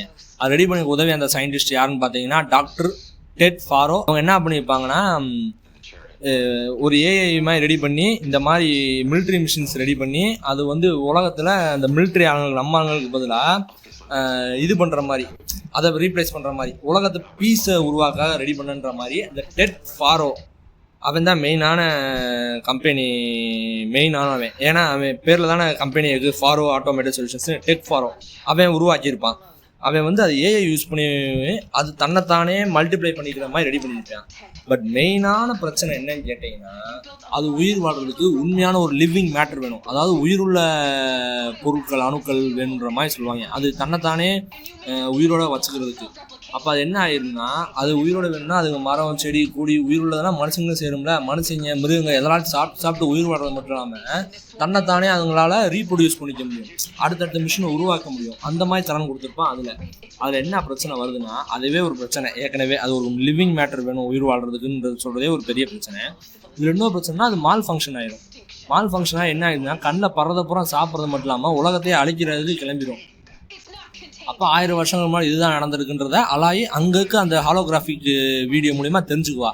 தெரிஞ்சதுக்கப்புறம் அந்த மிஸ்டீரியஸ் அது தெரிஞ்சுக்கிட்டு என்னடா எப்படி நடந்துருச்சு, அப்போ நம்ம இது நம்மள மாதிரி இருக்க உமன் 1000 வருஷத்துக்கு முன்னாடி இருந்தவங்கன்னா அப்போ அவங்க இப்போ உயிரோடு இருக்க வாய்ப்பே இல்லையே. நான் அந்த கேட்டுக்கு அடுத்து அவங்க அந்த கேட்டுக்கு பின்னாடி இந்த ஆழ்மதற்குள்ள இருக்க கேட்டுக்கு அப்புறம் இருக்கவங்க நம்ம அம்மா இருப்பாங்கன்னு நினச்சேனே, அப்போ இது வேஸ்ட்டான்னு சொல்லி அந்த கவலையில் இருப்பா. அந்த கவலையில் இருக்கும்போது அந்த ஃபோக்கஸில் பேசிக்கிட்டே இருந்துச்சு ஒரு உருவம், ஒரு வாய்ஸு. அந்த வாய்ஸை முன்னாடி உருவமாக வந்துடும் ஃபோக்கஸ் மூலியமாக. என்னன்னு பார்த்தா சைரன். ஆள் மண்டையிலையும் கையிலையும் எல்லா பக்கம் பார்த்தீங்கன்னா ரப்பர் பேண்டாலாம் உருவானவே மாதிரி இருப்பேன். நல்லா ப்ளூ கலரில் அதனாவது ரேடியன்ஸ் தடவின மண்டையமாக கிடப்பேன். இந்த மாதிரி கங்க்ராச்சுலேஷன்ஸ் அலாய், நீ ஏகப்பட்டதை கண்டுபிடிச்சிருக்கேன்டுவேன். ஆனால் அவள் அந்த கடுப்பில் இருப்பா. எங்கள் அம்மா இல்லை இது அப்போ நான் எப்படி பண்ணேன் எதுவும் தெரியல, நான் எங்கள் அம்மா பார்க்க பண்ணுற சந்தோஷத்தில் ஒரு மெயினான விஷயத்தை தான் இவ்வளோ வேலை பார்த்தேன், நீ என்ன எப்படி சொல்கிறியே அப்படின்ற மாதிரி சொல்லுவான். நீ என்ன அசால்ட்டாக பேசுகிற, நீ எவ்வளோ பெரிய விஷயத்த கண்டுபிடிச்சிருக்க, என்னால் இத்தனை வருஷமாக கண்டுபிடிக்க முடியாத நீ ஒரு சின்ன பொண்ணு, இவ்வளோ அவன் கொஞ்சம் வயசானவன் 30, 40, 38 இருப்பான். ஆனால் நம்மால் 18 தானே, இவ்வளோ சின்ன வயசு இவ்வளோ விஷயத்த நாலேஜ் கெயின் பண்ணியிருக்க, நீ என்னன்னா இது அசால்ட்டாக அது ஒரு விஷயம் இல்லைன்ற மாதிரி இருக்கே, இதை நீ பெருமை பண்ணணும் அப்படின்ட்டுவேன். சொன்னது மட்டும் இல்லாமல் உனக்கு இன்னும் அதை பற்றி தெரிஞ்சுக்கிறதுக்கு ஒரு ஹெல்ப் பண்ணுறேன், நான் சொல்கிறத கேட்டனா நம்ம இன்னும் சில விஷயங்களை தெரிஞ்சுக்கலாம் அப்படின்னு சொல்லுவேன். ஆனால் அலாய்க்கு அது பிடிக்கவே இல்லை சுத்தமாக. இதுதான் இதோட கண்டென்ட்டு. அடுத்து பார்த்தீங்கன்னா ப்ராஜெக்ட் ஜீரோ டான். இதில் ஒன்றே சைரன்ஸு இந்த மாதிரி நான் சொல்கிறத கேட்டேன்னா நீ இதை பற்றி இன்னும் நிறையா தெரிஞ்சுக்கலாம், நிறையா விஷயங்கள் லேர்ன் பண்ணலாம், ஒரு நாள் திருப்பி அந்த எலிசபெத் சோபாக்கு யாருன்னு இன்னும் கற்றுக்க முடியும் அப்படின்னு சொல்லி சொன்ன உடனே அலாயும் வேறு வழியே இல்லாமல் சரின்னு சொல்லிட்டு சைரன் இன்னும் டீம் அப் பண்ணிடுவான். உடனே சைரன் அலாயை ஒரு மிஷனுக்காக இன்னொரு இடத்துக்கு ஒரு வேர்ல்டு ரூயின், அதாவது இதே மாதிரி ஒரு பேஸுக்கு அனுப்புவான். அது வந்து எக்லிப்ஸோட ஸ்ட்ராங் ஹோல்டு, அதாவது எக்லிப்ஸோட பேஸ் ஏரியாங்க, அதுக்குள்ளேயே போக முடியாது, அவ்வளோ பேர் இருப்பாங்க. இருந்தாலும் நீ அங்கே போனால் உனக்கு ஒரு மெயினான மிஷின் உனக்கு ஒரு மெயினான விஷயம் நீ கற்றுக்கலான்னு சொல்லிட்டு பேசி நம்ம அனுப்பிவிடுவான். சரின்னு சொல்லிட்டு அங்கே போனால் அந்த இடம் என்னென்னு பார்த்தீங்கன்னா அந்த இடம் ப்ராஜெக்ட் ஜீரோ டான் அப்படின்ற ஒரு ஆப்ரேஷனோட பேஸாக இருந்திருக்கும், அதாவது ஓல்டு ஒன்ஸுக்கு அந்த காலத்து ஆளுங்களுக்கு. சரின்னு உள்ளே போய் ஒரு வீடியோ கிளிக் பண்ணால் அந்த காலத்தில் இருந்த ஒரு பிரசிடென்ட், அதாவது அந்த ஜீரோ டான் இது ஓல்டு ஒன்ஸ் இருந்தாங்களே, அப்போ வந்து அந்த பிரசிடென்ட் ஒரு ஸ்பீச் கொடுப்பாப்புல. அந்த மனுஷன் ஸ்பீச்சில் வந்து 2 நியூஸ் சொல்லுவாப்புல, ஒரு பேட் நியூஸ் சொல்லுவாப்புல, ஒரு குட் நியூஸ் சொல்லுவாப்புல. பேட் நியூஸு, இந்த ஜீரோ டான் அப்படின்ற ஒரு விஷயம் வரப்போகுது, அது வந்து நம்ம எல்லாரும் காப்பாற்ற போதுன்னு நீங்கள் வதந்தி கேள்விப்பட்டிருப்பீங்க, அது உண்மைதான், ஆனால் அது நம்மளை காப்பாற்றாது அப்படின்றான். சொல்லிட்டு என்னென்னா நம்ம எல்லாரும் கண்டிப்பாக இறந்துருவோம், அந்த ஃபாரோவோட மிஷின்ஸ் ரொம்ப அட்வான்ஸ் டெக்னாலஜிஸாக இருக்குது, அதை நம்மளால் கண்ட்ரோல் பண்ண முடியலனோ அது கண்டிப்பாக நம்ம எல்லாரையும் அழிச்சு உலகத்தை அழிச்சு இருக்கிற லிவிங் மேட்டரை ஃபுல்லாக அழிச்சிரும், நம்மளால் எதுவுமே பண்ண முடியாதுன்னு சொல்லுவான். குட் நியூஸ் என்னென்னா நம்ம எலிசபெத் சோகா இருக்காங்களே, அவங்களும் இன்னொரு குறிப்பிட்ட சயின்டிஸ்டும் சேர்ந்து கயா அப்படின்னு ஒரு ஏஐ உருவாக்கியிருப்பாங்க.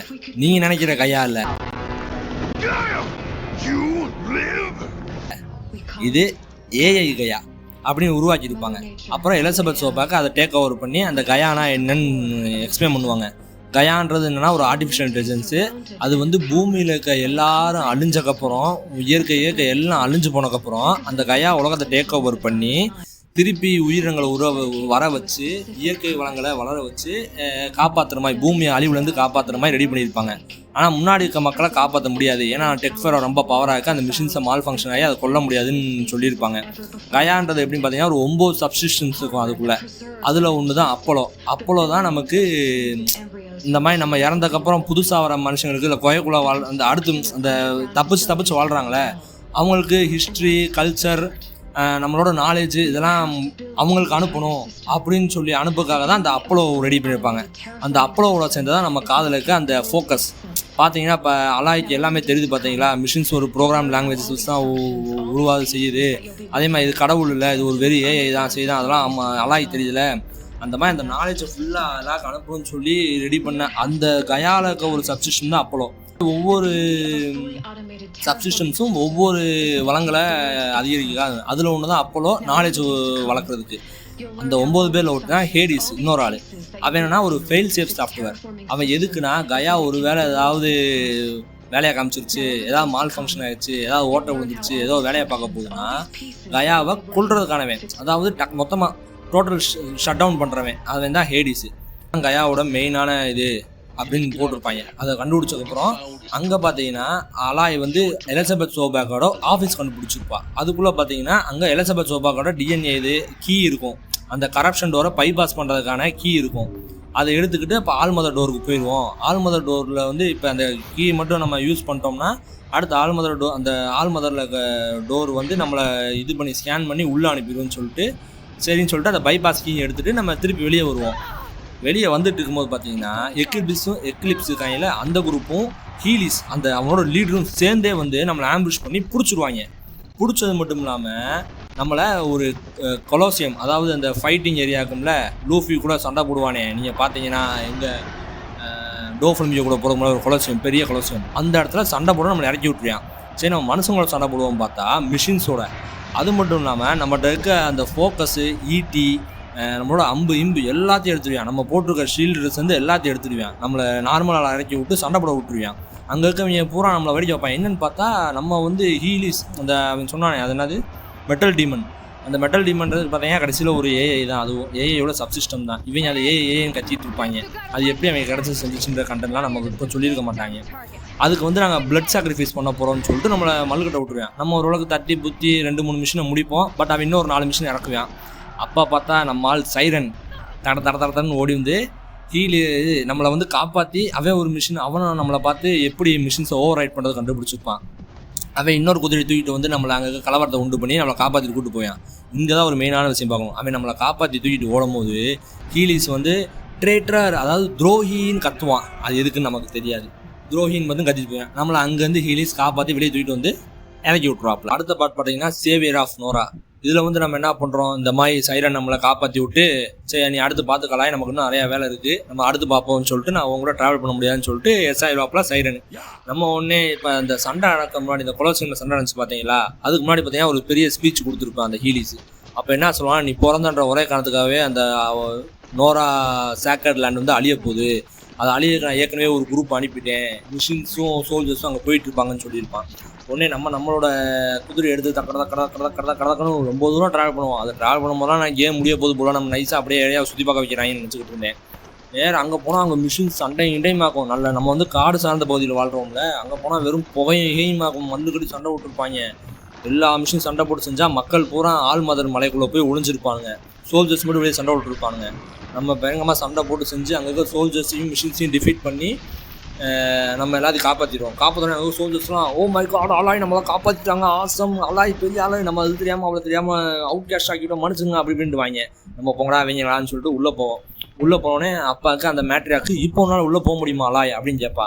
என்னால் இப்போ போக முடியும்னு நினைக்கிறேன் அப்படின்னு சொல்லிட்டு போய் ஏறி நிற்பா. அந்த மிஷின் ஃபுல் ஸ்கேனை போட்டு திறந்த உடனே இவங்க எல்லாம் ஐயோ கடவுள் வர போகிறாங்கன்னு பயந்து கற்று அப்படியே அரண்டு போய் ஆன்னு பார்ப்பானுங்க. நம்ம சாதாரணமாக உள்ளே போயிடுவோம். உள்ளே போனதுக்கப்புறம் தான் தெரியும் அந்த ஆள் மதருக்குள்ளே வந்து அந்த டோர் வந்து பார்த்தீங்கன்னா ஒன்றும் நம்ம நினச்ச மாதிரி நம்ம அம்மா உள்ளே வைப்பாங்க செய்வாங்கன்னு அப்படி இப்படி நினச்சிட்டு இருப்பா. அதெல்லாம் எதுவுமே இல்லை. அது வந்து கயாவோட ஒரு இன்னொரு பேஸு. இந்த மெயினான இந்த ஆள் மதருக்குள்ள ஃபெசிலிட்டி எதுக்கு மெயினாக யூஸ் ஆகுதுன்னா ஹியூமன்ஸ் ரீபாப்புலேட் பண்ணுறதுக்காக மெயினாக யூஸ் ஆகிருக்கு. அதாவது ஒரு குறிப்பிட்ட மனிதர்கள் தப்பிச்சானுங்களே, அவனுங்களாம் அதுக்குள்ளே தான் ரீபாப்புலேட் ஆகி வெளியே வந்திருப்பானுங்க. அது இவனுக்கே தெரியாமல் போயிடும். அந்த மாதிரி ரீபாப்புலேட் ஆனவங்க அதுக்குள்ளே வந்திருப்பாங்க. அது மட்டும் இல்லாமல் அலாய் அங்கே என்ன லேர்ன் பண்ணியிருப்பானா, அங்கே கயா வந்து அலாய் கூட பேசும். அது வந்து ப்ரோக்ராம் பண்ண வந்து ஒரு ஏஐ தான், என்னை உருவாக்குனது எலிசபெத் சோபேக் தான். இந்த மாதிரி ஹேடிஸும் என்னோட சப்சிஸ்டத்தில் ஒருத்தன் இருந்தவன், அவன் வந்து ஒரு ஃபெயில் சேஃபாக இருக்க வேண்டியவன் தான். பிரச்சனை என்னென்னா திடீர்னு எனக்கோ ஒரு நாள் நல்லா எல்லாமே கரெக்டாக போயிட்டு இருந்துச்சு, உலகத்தை நான் திருப்பி பழையமாக கொண்டு வந்துக்கிட்டு இருந்தேன். அப்போ திடீர்னு எங்கேருந்தோ வந்த ஒரு சிக்னல் டப்புன்னு ஹேடிஸை வந்து இந்த மாதிரி எனக்கு எதிராக திருப்பி விட்டுருச்சு. ஹேடிஸ் என்ன பண்ண ஆரம்பிச்சானா கிட்டத்தட்ட என்னை நெருக்கி டேக் ஓவர் பண்ண ஆரம்பிச்சிட்டான். அவன் வந்து இந்த மாதிரி பூமிக்குள்ளே போஞ்சு கிடக்க அந்த மிஷின்ஸை பூரா திருப்பி கண்ட்ரோல் பண்ணி எல்லா உலகத்தை திருப்பி பழையமே அழிக்க பார்த்தான். நான் அவனை தடுக்கணுமேன்னு சொல்லி நானே என்னோட கோரை வெடிக்க விட்டுட்டேன். வெடிக்க வச்சல பெரிய பிரச்சனையாக என்ன ஆயிடுச்சுன்னா அந்த மலையே கிட்டத்தட்ட 2 உடஞ்சிருச்சுன்ற மாதிரி சொல்லியிருப்பான். ஆனால் அப்படி இருந்தும் ஹேடிஸ் எப்படியே தப்பிச்சிட்டான். நீ ஹேடிஸை பிடிக்கணும்னா ஒன்றால் மட்டும் தான் முடியும், ஏன்னா அந்த எலிசபெத் சோபேக்கோட டிஎன்ஏ ஓண்ட மட்டும் தான் இருக்குன்ற மாதிரி சொல்லியிருப்பான். அப்போ நான் எப்படி உருவானேன்னு கேட்குறப்ப அப்போ தான் ஒரு பெரிய குண்டு தூக்கி போட்டிருப்போம். என்னன்னா அலாயை வந்து என்னன்னா அந்த டாக்டர் சோபேக்கோட ஒரு குளோனு, அது கயா தான் உருவாக்கியிருக்கோம். இந்த மாதிரி ஹேடிஸை நிப்பாட்டணும்னா அதுக்கு ஏகப்பட்ட பேஸுக்குள்ளே போகணும்னா அதுக்கு டாக்டர் எலிசபெத் சோபேக்கால தான் மட்டும்தான் முடியும், அவங்க டிஎன்ஏவால் மட்டும்தான் முடியும். அதனால் அவங்க டிஎன்ஏ வச்சு நான் அவனை ஒரு குளோனாக உருவாக்கியிருக்கேன், ஒன்றால் மட்டும் தான் தடுத்து நிறுத்த முடியும்னு சொல்லி பெரிய குண்டை போட்டு நீ வந்து திருப்பி என்னை வந்து நீ திருப்பி ஹேடிஸை போட்டு தள்ளிட்டு என்னை நீ திருப்பி ரீஸ்டோர் பண்ணணும் நீ தான். ஏன்னா நான் ஹேடிஸை கொள்ளுன்றக்கா என்னை நானே வெடிக்க விட்டுட்டேன். அதன் விளைவாக தான் பாதி மலை அங்கே உடஞ்சி கிடக்கு. அதோட ஒரிஜினல் பேஸ் வேறு இடத்துல இருக்குது, இது இன்னொரு நார்மல் பேஸு. இந்த மாதிரி நீ என்னைய ஹேடிஸை போட்டு தள்ளிட்டு என்னை திருப்பி ரீஸ்டோர் பண்ணுன்னு சொல்லிட்டு அந்த இது போயிடும். ஆனால் நம்மக்காக அதை தெரிஞ்சுக்கிட்டோன்ற ஒரு சந்தோஷமே கிடையாது. நம்ம இந்த மாதிரி இப்படி இதாகிட்டோமே, இது நம்ம அம்மா இருப்பாங்கன்னு நினச்சோம். நம்ம கடைசியில் பார்த்தா ஒரு ஏஐ தான் இருக்குது, வேறு எதுவுமே இல்லைன்னு சொல்லிட்டு அந்த காலம் ரிட்டர்ன் வெளியே வந்துட்டு இருப்பா. வெளியே வந்துட்டு இருக்கும்போது பார்த்தீங்கன்னா எல்லோரும் நம்மளை பார்த்து ஓ மை காட் அலாய் நம்ம மன்னிச்சிடுங்க எல்லாரும், இது எனக்கு ஆசீர்வாதம் கொடுங்கன்னு காலில் விழுந்துருவாங்க டப் டப் டப்புன்னு. அலாய்க்கு செம்ம காண்டா, இப்போ கூட பைத்தியக்காரங்க எல்லாம் எந்திரிங்கடா, எத்தனை நாள் அவுட் கேஷ் சொன்னீங்க, இப்போ ஒரு ஏஐட்ட போய் பேசுனேன் எல்லாரும் ஒன்று எனக்கு கடவுள்னு சொல்கிறீங்க, அது வரை ஏஐ தான்டா, அது தெரியாமல் என்ன உயிரை வாங்கியிருக்கீங்க அப்படின்னு சொல்லிட்டு கடுப்பாயிடுவா.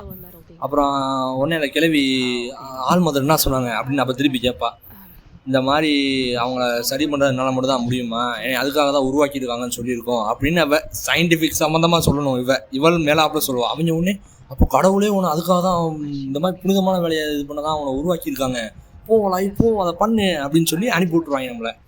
பைத்தியக்காரங்களுக்கு நம்ம புரிய வைக்க வேணாம், நம்ம கிளம்புவோன்னு சொல்லிட்டு அலாயும் ஒன்றே சரி இப்போ நம்ம கயாவை திருப்பி ரீஸ்டோர் பண்ணுவோம், ஹேடிஸை முழுசாக டெஸ்ட்ராய் பண்ணுவோம்னு சொல்லிட்டு நோரா லாண்டை விட்டு திருப்பி நோராவை காப்பாற்றிட்டு கிளம்புறாங்க அங்கேருந்து. அடுத்து பார்த்தீங்கன்னா to the remainings of Gaia, north side போவோம் நம்ம. அது பனிமலையில் இருக்கும், அதுவும் உள்ள பார்த்தீங்கன்னா ஒரு பெருசாக மிஷின் மாதிரி அக்டோபஸ் மாதிரி கிடக்கும், அது பாதி தெரிச்சு போய் கிடக்கும். அதாவது சொல்லிச்சுல கயா இந்த மாதிரி நான் நாளே என் கோரை அழிக்க போகும்போது வெடிச்சதில் பாதி மலை அழிஞ்சிருச்சுங்கள அந்த இடம் கயாவோட ஒரிஜினல் பேஸ் இது. அங்கே போவோம். அங்கே போய் பார்த்தோம்னா அங்கே தான் டாக்டர் சோபாக்கோட ஒரிஜினல் எண்டு என்ன ஆகுதுன்னு தெரிஞ்சிருக்கும். அங்கே பார்த்தீங்கன்னா இந்த மாதிரி அப்போலோ சொன்னேன்ல ஒரு சப்சிஸ்டம், இந்த மாதிரி மக்களுக்கு ஹிஸ்ட்ரி நாலேஜ் நம்மளோட எல்லா நாலேஜும் பரப்பணும்னு நினச்சவங்க அந்த டீமோட நம்ம டாக்டர் சோபாக் அங்கே இருந்திருப்பாங்க. அப்போ அங்கே என்ன ஆகும்னா டெட்ஃபாரோட அந்த ரோபோட்ஸுக்கு வந்து அந்த லொக்கேஷன் தெரிஞ்சிடனே அங்கே வருங்க. அப்போ உடனே டாக்டர் சோபாக் என்ன சொல்லுவாங்க, இந்த மாதிரி அங்கே வந்துச்சுன்னா இந்த கயாவே அழிச்சிரும், இதெல்லாம் இதாயிரும், அதேமாதிரி அவங்களையும் கூப்பிட்டு போக முடியாது, நீங்கள் இங்கே இருந்து அந்த நாலேஜை பூரா அவங்க டீச்சர் மாதிரி ஒரு வீடியோவில் எடுத்து சேவ் பண்ணுவாங்க, அந்த வேலையை நீங்கள் பாருங்கள், நீங்கள் தான் மெயினான அடுத்த தலைமுறைக்கு மெயினான ஆளுங்க, நான் அந்த மிஷின்ஸை வரவிடாமல் பார்த்துக்கன்னு சொல்லி அந்த மிஷின்ஸை வேறு பக்கம் எடுத்துகிட்டு போக இல்லாமல் தானே சாக்ரிஃபைஸ் பண்ணி டாக்டர் சோபாக் இறந்துருப்பாங்க. அது முதல் விஷயம். இன்னொரு விஷயம் என்னென்னு பார்த்தீங்கன்னா அந்த அப்போலோ ஒரு குரூப்பை விட்டுட்டு போயிருப்பாங்களே நம்மளோட டாக்டர் சோபாக்கு, அந்த குரூப்பு சரி நம்ம வேலையை பார்ப்போமேன்னு சொல்லிட்டு அங்கே வேலையை ஆரம்பிக்க போகிற நேரத்தில் பார்த்தீங்கன்னா அந்த இடத்துல அந்த டெட்ஃபாரோட மெயின் ஆள் டெட்ஃபாரோ, அதுதான் பேரே டெட்ஃபாரோ தான், கம்பெனி பேர் வெறும் ஃபாரோ ஆட்டோமேட்டிக் வரும். அந்த டெட்ஃபாரோ என்ன பண்ணியிருப்பான்னா அப்போலோ ப்ரோக்ராமை சாப்பிட்டு பண்ணி ஆகணும், நிப்பாட்டியே ஆகணும், அது யாருக்கும் அடுத்து வர காலத்துங்களுக்கு எவனுக்குமே அது ஒரு ஹெல்ப்பாக போகக்கூடாதுன்னு சொல்லிட்டு அந்த ரூமில் இருக்க எல்லாரையும் மால் ஃபங்க்ஷனாக ரூமை எங்கேருந்தோ கண்ட்ரோல் பண்ணி மால் ஃபங்க்ஷனாக வச்சு மூஸ் தண்ணி சாக விட்டுருப்பான். அவங்க டெட் பாடி பூரா அங்கே கிடக்கும். அவங்க பூரா கொண்டுட்டு டெட்ஃபாரோ அங்கே வந்து எஸ் ஆயிடுவான். அவங்கள பூரா சாக வச்சுருவான். அவங்க இறந்தனால டெட்ஃபாரோ அந்த வேலையை பார்த்தனால தான் இப்போ இருக்க மக்களுக்கு அந்த நாலேஜ் எதுவும் கிடைக்காம போச்சு. இல்லைன்னா அவங்க அப்போலோ வந்து சக்ஸஸ்ஃபுல்லாக முடிச்சு எல்லாருக்கும் நேரம் நாலேஜ் இருக்கிற மாதிரி பண்ணியிருப்பாங்க. டெட்ஃபாரோக்காரன் ஏற்கனவே உலகத்தை அழிச்சது போதாதுன்னு பின்னாடி வேலையை நான் அழிப்பேன்னு இந்த வேலையை பார்த்து விட்டு போயிட்டேன். அப்புறம் இப்போ உங்களுக்கு தெரிஞ்சிருக்கும் இந்த ரீசன்னால தான் ஹேடிஸு இந்த மாதிரி அந்த எக்லிப்ஸுக்கு ஃபோக்கஸ் மாட்டிங்க எல்லார்ட்டையும் இந்த மாதிரி மெசேஜ் அனுப்பி அலாயை கொண்டுருங்கன்னு சொல்லியிருக்கு. ஏன்னா அலாய்கிட்ட வந்து டிஎன்ஏ இருக்குது, அவன் நினச்சா எந்த பேஸ்குள்ளாலும் போக முடியும், அந்த மாஸ்டர் ஓவரைடு எடுத்து இதை கொல்ல முடியும். ஆனால் எப்படி நமக்கு ஹேடிஸ் வந்து எப்படி தப்பிச்சவன் எப்படி எக்லிப்ஸில் கிடச்சான் அப்படின்றத நமக்கு தெரியாமல் வந்திருக்கும். சரின்னு சொல்லிட்டு அலாய் இப்போ ஹேடிஸோட மாஸ்டர் கண்ட்ரோலர் தேடி கண்டுபிடிக்க போவா. தெரிஞ்சுக்கிட்டதுக்கப்புறம் பார்த்தீங்கன்னா நம்ம மாஸ்டர் ஐடு திருப்போம். மாஸ்டர் ஐடு பார்த்தா அந்த அப்போலோ டீம் செத்தாங்க பார்த்தீங்களா, அந்த ரூம்லேயே டேபிளில் மாஸ்டர் ஐடு ஒரு ஓரத்தில் கிடக்கும். நம்ம அதை கண்டுபிடிச்சி மாஸ்டர் எடுத்துகிட்டு வெளியே கிளம்ப ஆரம்பிச்சிருவோம். இந்த இடத்துல நம்ம எண்டு நெருக்கி வந்துட்டோம். அதனால் கேமிங் மெக்கானிசம் மட்டும் நான் சொல்லிக்கிறேன். இப்போ என்னன்னு பார்த்தீங்கன்னா இந்த கேமில் வந்து சைடு கொஸ்டின் நிறையா இருக்கும். நம்ம சைட் கொஸ்ட் நிறையா பண்ண தான் நமக்கு ஸ்கில்ஸ் நிறையா கிடைக்கும். நம்மளால் ஸ்கில் ட்ரீயும் டெவலப் பண்ண முடியும். நம்ம ஸ்கில் முடிக்காமல் சைடு மிஷின்ஸ் முடிக்காமல் போகணும்னு நினச்சோன்னா நிறையா ஸ்கில்ஸ் நம்ம அன்லாக் பண்ண முடியாது. ஸ்கில்ஸ் அன்லாக் பண்ணால் மட்டும் தான் கேம்ஸ் நம்மளால் டக்குன்னு முடிக்க முடியும். கேமை ஸ்கில் ஏகப்பட்ட ஸ்கில் நம்ம தேவைப்படும்.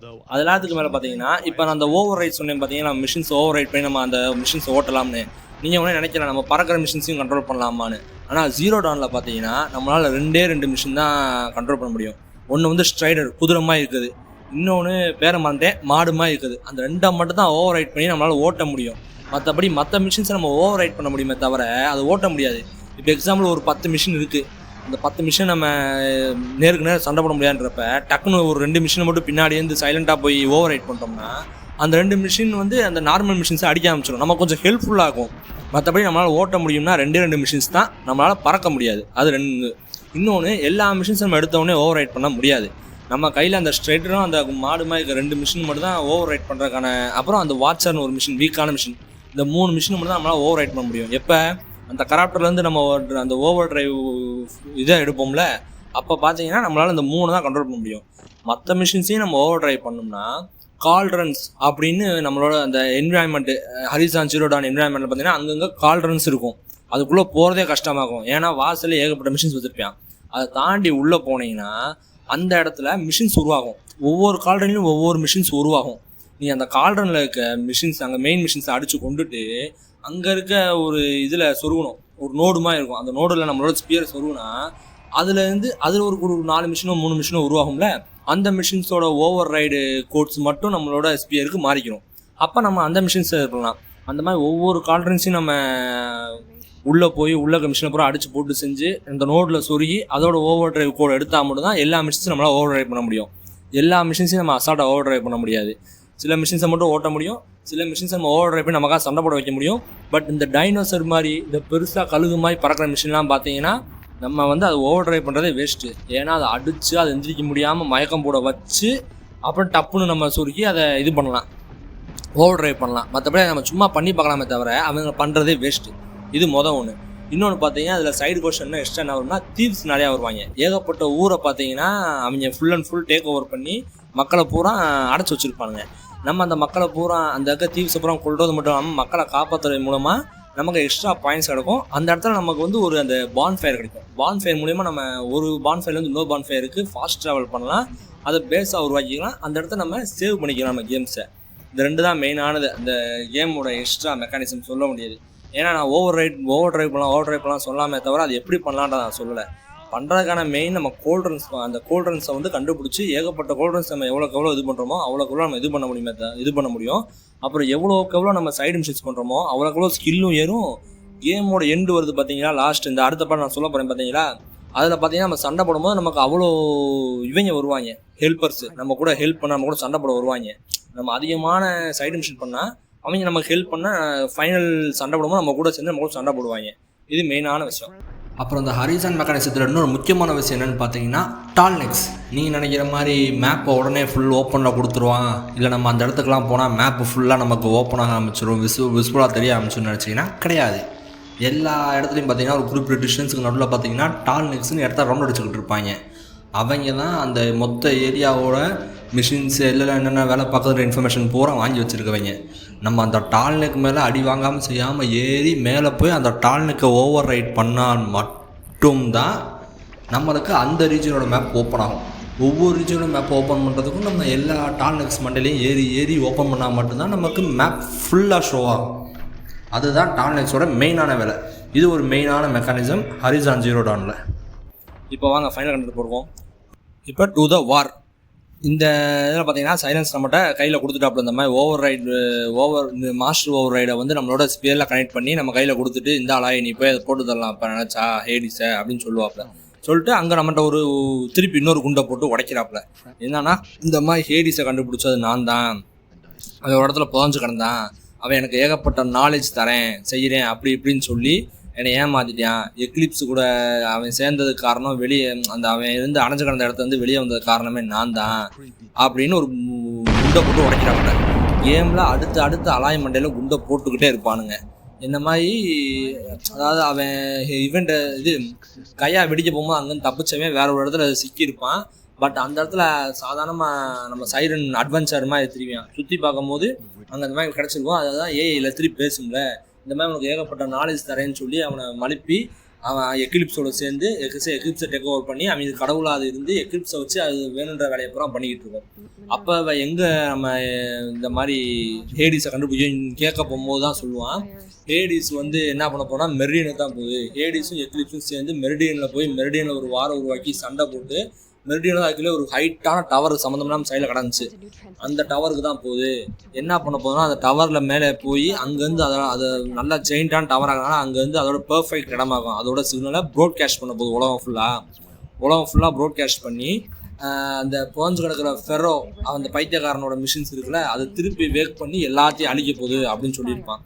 நம்ம திருப்பி இங்கேருந்து மெரிடியனுக்கு வண்டியை எடுத்துகிட்டு போய் அங்கே போய் இந்த மாதிரி அந்த சன் கிங் இருக்கான்ல அவன்கிட்ட இந்த மாதிரி ஒரு பெரிய பஞ்சாயத்து வரப்போகுது. மெரிடியன் கிங்கு இந்த மாதிரி நீ முடிஞ்ச அளவுக்கு ஆளை திரட்டு ரெடி பண்ணி வை. அந்த மெட்டல் டெவில் நீங்கள் சொல்கிற அந்த ஹேடிஸ் வரும் ஏஐ தான் அது அந்த எக்லிப்ஸ் குரூப்பை பூரா திரட்டு ஒரு போரே நடக்க போகுதுன்னு சொல்லி ஆளை பூரா திரட்டிடுவோம். அந்த இடத்துல பார்த்தீங்கன்னா தான் நம்ம இதுக்கு மாதிரி பண்ண சைடு குவெஸ்ட்டில் நம்ம யாராக்கெல்லாம் ஹெல்ப் பண்ணி யாராக்கெல்லாம் இது பண்ணோமோ அவங்க எல்லாம் வருவாங்க. இந்த வார்லு, சோனா, அப்புறம் எராண்டு, அப்புறம் நம்ம ஆசிரமில் ஒருத்தி ஹெல்ப் பண்ணியிருப்போம். அது ஒரு சைடு கொஸ்டின் தான் சொல்ல மாட்டியா ரொம்ப மெயினில். அவளும் அவளோட டெக்னாலஜிஸை பூரா எடுத்துகிட்டு வந்திருப்பா. மிஷின் கன் மாதிரி ஒரு சுடுறது செம்மையாக இருக்கும். அதை தான் கடைசியில் ஃபுல்லாக மெயினாக சண்டை போடுவோம். செம்மையாக இருக்கும்.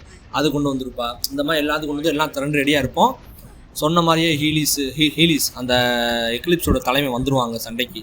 எல்லா கூடயும் சண்டை போட்டு எல்லா மிஷின்களையும் சண்டை போட்டு கடைசியில் எக்லிப்ஸ் தனியாக சிக்குவேன். அவன் கூட மல்லு கட்டி செஞ்சு அவனை அசால்ட்டாக போட்டுருவோம். அப்போயே அந்த பைத்தியக்காரன் எப்படி நான் ஒரு சோசன் ஒன் நான் எப்படி அசால்ட்டாக உன் கையில் போய் செத்தேன் ஏடிஸ் அப்படி தான் சொன்னான்ற மாதிரி பேசுவேன். போடா பைத்தியக்காரன் சூரியனை பார்த்துன்னு சொல்லிட்டு மற்றவங்க கழுத்தில் குத்திட்டு போட்டு தள்ளிட்டு போயிடுவோம். ஆனால் ஹேடிஸ் பார்த்தீங்கன்னா டவர் விட்ட போயிடுவான். ஹேடிஸ் கிட்ட போகும்போது தான் சரியான சண்டை ஒரு பெரிய மிஷின் சண்டை விட்டுருப்போம். ஒரு காமன் நேரம் சண்டை போட்டதுக்கப்புறம் அந்த ஹேடிஸ் பார்த்தீங்கன்னா ஒரு பாட்டிலுக்குள்ளே கிடப்பேன் ரவுண்டாக. மிஷின்ஸ்லாம் அந்த சிக்னல் என்ன சொல்ல ட்ரான்ஸ்ஃபர் ஆகி மிஷின் அந்த டவர் வழியாக ட்ரான்ஸ்ஃபர் ஆகி எந்திரிக்க ஆரம்பிச்சிருங்க. அதுங்க சுடுறதுக்குள்ளே நம்ம நேராக போய் அந்த சொன்ன ஒரு பாட்டில் மாதிரி ஒரு உருண்டைக்குள்ளே கிடப்பேன்னு அந்த உருண்டைக்குள்ளே போய் நம்மளோட அந்த மாஸ்டர் டிரைவில் சதக்குன்னு ஒரு சொருவோம்.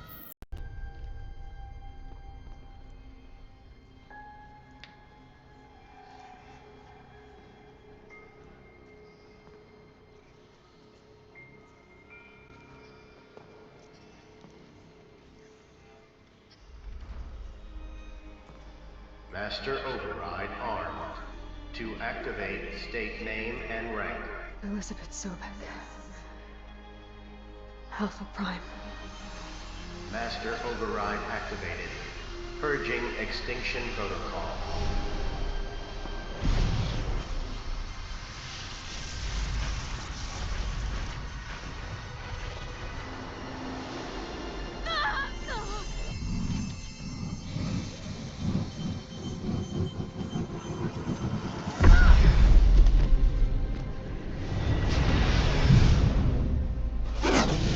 சொன்னோடனே எந்திரிச்ச நிமிஷம் டப்புன்னு அங்கேயே படுத்துரும். உலகத்தை காப்பாற்றிடுவோம். யாஸ் கிட்டத்தட்ட திருப்பி அலாய் என்ன பண்ணியிருக்கா மொத்த ட்ரைபையும் ஒருங்கிணைச்சிருக்கா. எல்லா ட்ரைபும் சேர்ந்தாங்க. ஆஸ்திரம் ட்ரைபு, நோரா ட்ரைபு, நம்ம அப்புறம் கார்ஜா ட்ரைபு, பனுக்கு வருவானுங்க. பனுக்கு ஒரு சைடு டிஎல்சி அதை கடைசியாக சொல்கிறேனே பனுக் ட்ரைப் வந்திருப்பாங்க. அவங்களுக்கு நம்ம ஹெல்ப் பண்ணியிருப்போம். எல்லாரும் சேர்ந்து உலகத்தை காப்பாற்றி எல்லாரும் நம்மளை ஹீரோன்றுவாங்க. அதுக்கப்புறம் நம்ம அவ்வளோதான் அப்படியே மலை மேலேருந்து நம்மளோட ஈட்டியை ஒரு தூக்கி காமிச்சு எல்லாரோட வெட்டி சமர்ப்பிச்சிருவோம். ஜெயிச்சிட்டோம். அப்புறம் பார்த்தீங்கன்னா final end post credit scene. இதில் போஸ்ட் கிரெடிட் சீன் இருக்குது. எண்டில் பார்த்தீங்கன்னா அலாய் இந்த மாதிரி எலிசபெத்தோட ரெஸ்டிங் பிளேஸுக்கு போவா. ஒரு லைட்டாக ஒரு என்ன சொல்ல போய் அஞ்சலி செலுத்துகிற மாதிரி நீங்கள் எனக்கு அம்மாவுக்கு சமமானவங்கன்ற மாதிரி ஒரு டைலாக் மாதிரி சொல்லி அவங்களுக்கு ஒரு அஞ்சலி மாதிரி செலுத்திட்டு வருவா. I guess I would have wanted her to be curious and willful, unstoppable even, but with enough compassion to heal the world just a little bit.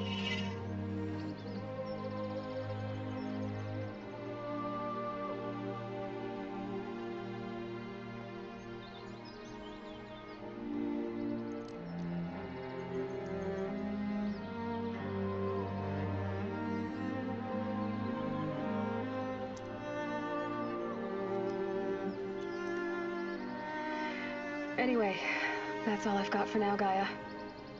Time to tuck in. I wish you a pleasant sleep, Elizabeth. Thank you. I'll catch you tomorrow.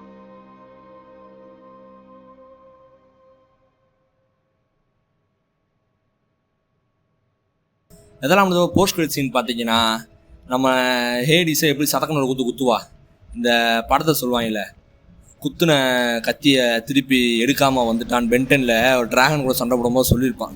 ஒரு சீனில் பார்த்தீங்கன்னா, ஒரு பென்டனில் ஒரு episode பார்த்தீங்கன்னா ஆஸ்மெட் சொல்லுவான், இந்த மாதிரி இந்த நைட்டு ஒருத்தன் டிராகனோட சண்டை போட்டு அதை இதயத்தில் குத்துன கத்தியை திருப்பி உருவாமல் வந்துட்டான், அதனால தான் அந்த டிராகன் தப்பிச்சிருச்சு அப்படின்னு. அந்த மாதிரி குத்துன கத்தி எடுக்காமல் போனதுனால அதுக்குள்ளேருந்து ஹேடிஸ் ஒரு லைட்டு மாதிரி ஸ்வங்கின்னு வானத்துக்கு போய் அங்கேருந்து சல்லுன்னு ஒரு சைடு போவோம். எங்கிட்டோ போவோம், பார்த்தா திரும்பி போனவன் பென்டன் வாட்ச் மாதிரி டக்குன்னு டேர்ன் ஆகி சைலன் ஒரு மலை மேலே நின்றுக்கிட்டு இருப்பான். அவன் கையில் ஏதோ என்ன சொல்ல ஒரு லைட்டு, எந்த லைட்டு மாதிரி இருக்கும், அந்த மெழுகு லைட் மாதிரி. சதக்குன்னு அந்த லைட்டுக்குள்ளே போய் உள்ளே நின்றுருக்கான். உடனே சைலன், நீ என்ற ஏகப்பட்ட நாலேஜ் தர வேண்டிய உண்மைகள் சொல்ல வேண்டிய இருக்குது மை ஓல்டு ஃப்ரெண்ட் அப்படின்னு சொல்லிட்டு அப்படியே தூக்கிட்டு போயிடுவேன். அடுத்த பாட்டில் தெரிஞ்சு நம்ம சைரன் வில்லனா வருவான்னு நினைக்கிறேன். அதுதான் இந்த இது கேமோட போஸ்ட் கிரெடிட்ஸ். அதோட முடிஞ்சிருச்சு செகண்ட் பார்ட் இருக்குன்னு கன்ஃபர்மேஷன். அடுத்து பார்த்தீங்கன்னா ஃபைனல் பார்ட் ஃபோர்சன் வைல்டு. அது ஒன்றும் இல்லை, அது பார்த்தீங்கன்னா ஒரு டிஎல்சி தான். டிஎல்சினா நிறைய பேர் என்ன தெரியாமல் தெரிவிங்க. டிஎல்சினா டவுன்லோடபுள் கண்டென்ட், அதாவது கேமோட எக்ஸ்ட்ரா கண்டென்ட், ஒரு சின்ன எக்ஸ்பேன்ஷன் தான். இந்த கதை எப்படி நடக்குதுன்னா, எப்போவுமே டிஎல்சிலாம் பார்த்தீங்கன்னா கேமோட மெயின் ஸ்டோரி முடிஞ்சப்போ நடக்குது. பட் இதோட டிஎல்சி மட்டும் பார்த்தீங்கன்னா கேமோட மெயின் ஸ்டோரி முடிய நடுவில் அந்த பனு இருக்காங்களே அவங்கள பற்றின கதை. இது வந்து இந்த மெரிடியனில் போகிற வாருக்கு முன்னாடி பார்த்தீங்கன்னா நம்ம வந்து அந்த ஐலாண்டு பக்கம் போவோம். ஐலாண்டு போவோம், அதாவது ஐலாண்டு ட்ரைம்பாங்க, நார்த்து சைடு போவோம். நார்த்து சைடு என்னென்னு பார்த்தீங்கன்னா ஃபார் நார்த்து, ரொம்ப நார்த்தில் வெறும் பனிமலைகள் தான் இருக்கும். அங்கே பார்த்தீங்கன்னா அங்கே அதுக்குள்ளே போனாலே உங்களுக்கு ஒன்றே வந்துடும், ஹரிசான் ஃப்ரோசன் வைல்ட்ஸ்ன்னு வந்துடும். அங்கே பார்த்தீங்கன்னா அங்கே வில்லன் வந்து டேமன் ட்ரைம்பாங்க, ஒருத்தனை வில்லன் சொல்லிட்டு இருப்பாங்க. அங்கே பார்த்தீங்கன்னா மெயினான ஆளுங்க 2 பேர், ஒன்று வந்து அராட்டாக், இன்னொன்று வந்து ஒரேயா. அராட்டாக்ன்றவன் என்னன்னா அந்த நான் சொன்னேன்ல ஃப்ரோசன் வைல்டு அந்த ஆப்போசிட் போகும்ல அந்த ஊரோட தலைவன், என்ன ஊர் பேர் ஏதோ சொல்லுவாங்க மறந்துட்டேன், அந்த ஊரோட தலைவன்.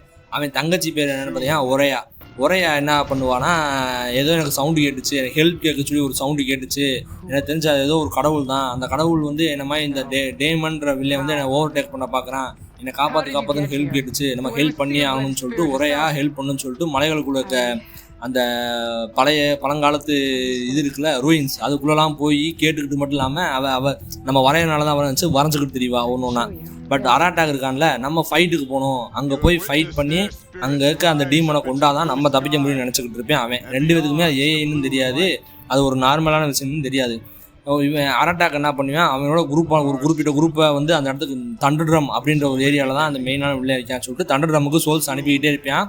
சில பேர் வரவே மாட்டாங்க, இவன் அவன் தேடியும் போக மாட்டான். சோல்ஜர்ஸ் வீரமரணம் அடைச்சிட்டான்னு சொல்லிட்டு அராட்டாக் கண்டுக்காமல் இருப்பான். உடனே ஒரேயா ஹெல்ப் பண்ணலான்னு சொல்லிட்டு ஒரேயாட்ட போவா. ஒரேயாட்ட அலாய் போகும்போது கரெக்டாக அப்போ அங்கே ஹெல்ப் கேட்குறதுல ஒரு ஏஐ, அந்த ஏஐ சவுண்டு கேட்கும். கேட்டவுடனே எனக்கு ஹெல்ப் பண்ணுன்னு சொல்லி நீயும் கேட்டல, அது எப்படியா பண்ணுண்டுவா. நம்ம உடனே ஃபோக்கஸ் வச்சுருக்கனால அசால்ட்டாக அந்த டோரை பூரா திறந்துருவோம். அவன் திறக்க முடியாமல் கதையிட்டு இருப்போம். நம்ம எல்லாத்தையும் திறந்து உள்ளே போயிடுவோம். உள்ளே பார்த்தா உண்மையிலேயே ஒரு ஏஐ ஹெல்ப் இருக்கும். நம்ம அதை பார்த்துட்டு சரி ஹெல்ப் பண்ணலாம்னு சொன்னோடனே இல்லை, இந்த ஊரோட தலைவர் அராட்டாக் தான், அராட்டாக் வந்து என்னை விட மாட்டான், அவன் அண்ணன் தான், அண்ணன்ற சொல்ல மாட்டான், அதான் மெயினான விஷயம். அந்த ஊரோட தலைவர் வந்து அராட்டாக், அவர் வந்து அங்கே போகக்கூடாதுன்னு தடை பண்ணியிருக்கா, என்னால் போக முடியாது அப்படின்வா. உடனே சரின்னு சொல்லிட்டு அலா இப்போ நான் என்ன பண்ணுறது நீயே சொல்லணுன்னே, நீ அராட்டாக்கை சேலஞ்சு கூப்பிடு, நீ ஜெயிச்சிட்டா நீ இந்த ஊரோட தலைவர், அப்போ நீ சொல்கிறத கேட்கலான்னு ஏமா போனால் போது சும்மா வரலான்னு வந்து ஹெல்ப் பண்ணலாம் பார்த்தா, நீ நம்ம இந்த வேலையை இந்த ஊர் பாலிட்டிக்ஸ்குள்ளே நான் வர மாட்டேமாண்டுவா, நீ எனக்கு அந்த ஹெல்ப் பண்ணு ப்ளீஸ் அப்படின்ட்டுவா. சரி பண்ணி தரேன்னு சொல்லிட்டு அராட்டாக்கிட்ட போய் நான் அவனை சேலஞ்சு கூப்பிட்றேன் அப்படின்ட்டுவான். உனக்கு இந்த ஊரை பற்றி என்ன தெரியணுன்னே பின்னாடி இருந்து அவள் வந்துடுவா. ஒரையா வந்து எனக்கு தெரியும், அவள் எல்லாத்துக்கும் தகுதியானவ தான் அவள், அதாவது அந்த சேலஞ்சு பண்ணுறதுக்கு ஒரு குறிப்பிட்ட சேலஞ்சஸ் நம்ம இது பண்ணணும். அதாவது பார்த்தீங்கன்னா ஒரு 2-3 வேலை இருக்கும், அந்த வேலைலாம் நம்ம பார்த்தோம்னா தான் அந்த அவனை சேலஞ்ச் பண்ணுறக்கான தகுதி நமக்கு வரும்னு இருப்பாங்க. நம்ம அந்த வேலையை எப்பலாம் பார்த்துருப்போம், அந்த வேலை பார்க்குறது தான் ஃபுல் அண்ட் ஃபுல் அந்த டிஎல்சியே, அதிலே டைம் போயிடும். முடிச்சுட்டு நம்ம அவனை இந்த மாதிரி சேலஞ்சு கொடுக்க போகும்போது அவள் இதெல்லாம் பண்ணியிருக்கா, அவளுக்கு தகுதி இருக்குன்ட்டுவேன்.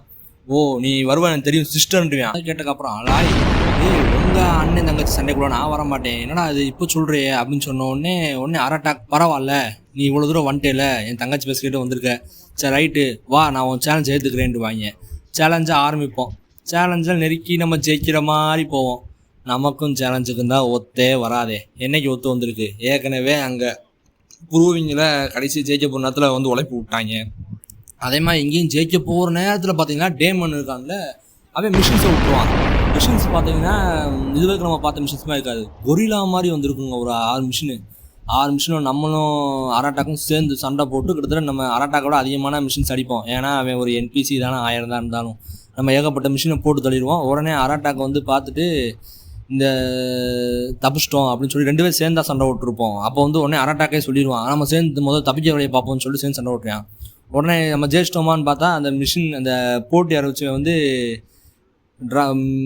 நம்ம ஜெயிக்க போகிறோமா இருந்தோன்னு தானாகவே அது ஆப்வியஸாகவே தெரிஞ்சிருக்கும்.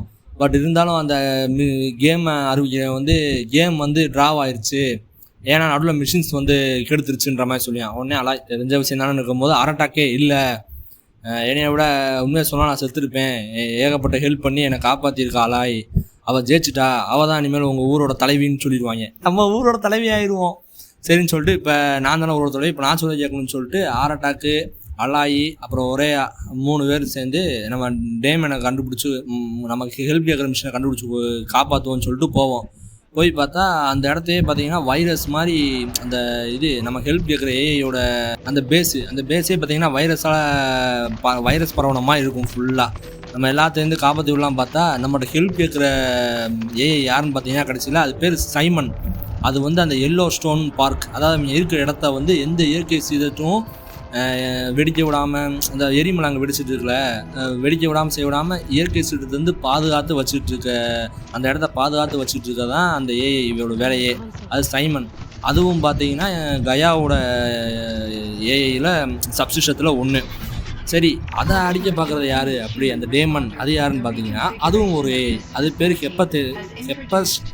ஹெப்பஸ்டஸ்னால யாருன்னு தெரியும், காட் ஆஃப் வாரில் பார்த்துருப்பீங்களே, டொம்முன்னு தட்டிக்கிட்டு மிஷின்களை உருவாக்குறவன், அவன் தான் ஹெப்பஸ்டஸ், அதாவது காட் ஆஃப் ஃபோர்ஜஸ்ன்னு நினைக்கிறேன். ஆமாம், இங்கே வந்து பார்த்தீங்கன்னா அது ஒரு ஏஐ, அதுதான் ஓவர்டேக் பண்ண பார்த்துருக்கோம். அது ஏகப்பட்ட மிஷின்ஸை உருவாக்கி கடைசி ஃபைனல் பாட்டுனோடனே அந்த கொரில்லாமல் வந்துச்சுப்பாங்க, அது வாட்டுக்கு அன்லிமிட்டடாக இறக்கி விட்டுக்கிட்டே இருக்கும். நம்ம ஒவ்வொன்றா போட்டு சொல்லி ஹெப்பஸ்டஸ்லேருந்து காப்பாற்றி விட்ருவோம். பட் ஹெப்பஸ்டஸ் எங்கே போச்சுன்னு தெரியாது, எங்கிட்ட ஓடி போயிட்டேன் மட்டும் சொல்லுவாங்க. சையனை காப்பாற்றி விட்ருவோம். பட் அந்த ப்ராசஸில் என்ன பிரச்சனைனா ஆர்டாக்கோட தங்கச்சியான ஒரேயா மட்டும் இறந்துருவா. பட் அங்கே காப்பாற்றி விட்டோம். கடைசி சையனை காப்பாற்றிட்டோமா, டிஎல்சி முடிஞ்சிருச்சு. உடனே நம்ம அந்த பதவி எனக்கு வேணாம், நாங்கள் மெயினாக வந்ததுக்கான காரணமே அந்த சையான் காப்பாற்றி விட்றதான்னு சொல்லிட்டு சையன்கிட்ட போய் கேட்பா, இந்த மாதிரி எலிசபெத் சோபா பற்றி உனக்கு தெரியுமா அப்படின்னு கேட்பா. ஏன்னா இது வந்து வாருக்கு முன்னாடி நடக்குது, மெயின் கேம் முடிவுக்கு முன்னாடி நடக்கிற சீன். அப்போ அந்த சையன் என்ன சொல்லுமா, இல்லை எனக்கு அவங்கள பற்றி பெருசாக தெரியாது, நான் கயாவோட சப்சிஸ்டம் தான், கயாவுக்கு தெரிஞ்ச அளவுக்கு என்னை விட அதிகமாக எனக்கு ஒன்றும் தெரிய போகிறது இல்லைன்ற மாதிரி சொல்லி அனுப்பிவிட்ருவோம். ஹெப்பஸ்டஸ் தப்பிச்சிருவான். அவன் எப்படி தப்பிச்சான், எங்கே போனாலாம் எதுவும் கண்டென்ட் இல்லை. அடுத்து இதுதான் டிஎல்சி. இதுக்கப்புறம் திருப்பி ஒரே அராட்டாக்கிட்ட வந்து நீயே இந்த பதவி எடுத்துக்க, நான் பதவிக்கு ஆசைப்படலாம் அங்கே வரல, நான் மெயினாக அந்த ஏஐ காப்பாற்றணுன்னு தான் வந்தேன், உன் தங்கச்சிக்காக தான் வந்தேனே தவிர மற்றபடி இந்த பதவி எனக்கு ஆர்வம் இல்லைன்னு சொல்லிட்டு திருப்பி அந்த பதவியை அவட்டே கொடுத்துருவான், ஊர் தலைவி பதவியை. ஆனால் அராட்டாக்கா சொல்லியான், இனிமேலேருந்து நீ எப்போ ஹெல்ப் கூப்பிட்டாலும் நான் வருவேன், நீ இன்னும் எங்களோட ஊர் தலைவி மாதிரி தான், உனக்கு நீ இந்த இடத்த விட்டு போகணுன்னு சொன்னாலும் உனக்கு பதிலாக எடுத்துக்கிறேன் தவிர மற்றபடி எனக்கு இதில் விருப்பம் இல்லைன்ற மாதிரி சொல்லி அதை எடுத்துக்குவான். கேமோட எண்டில் பார்த்தீங்கன்னா நம்ம சண்டை போடும்போது ஆர்டாக்கு அங்கே வந்திருப்பான் அவனோட சோல்ஜர்ஸை கூப்பிட்டுட்டு.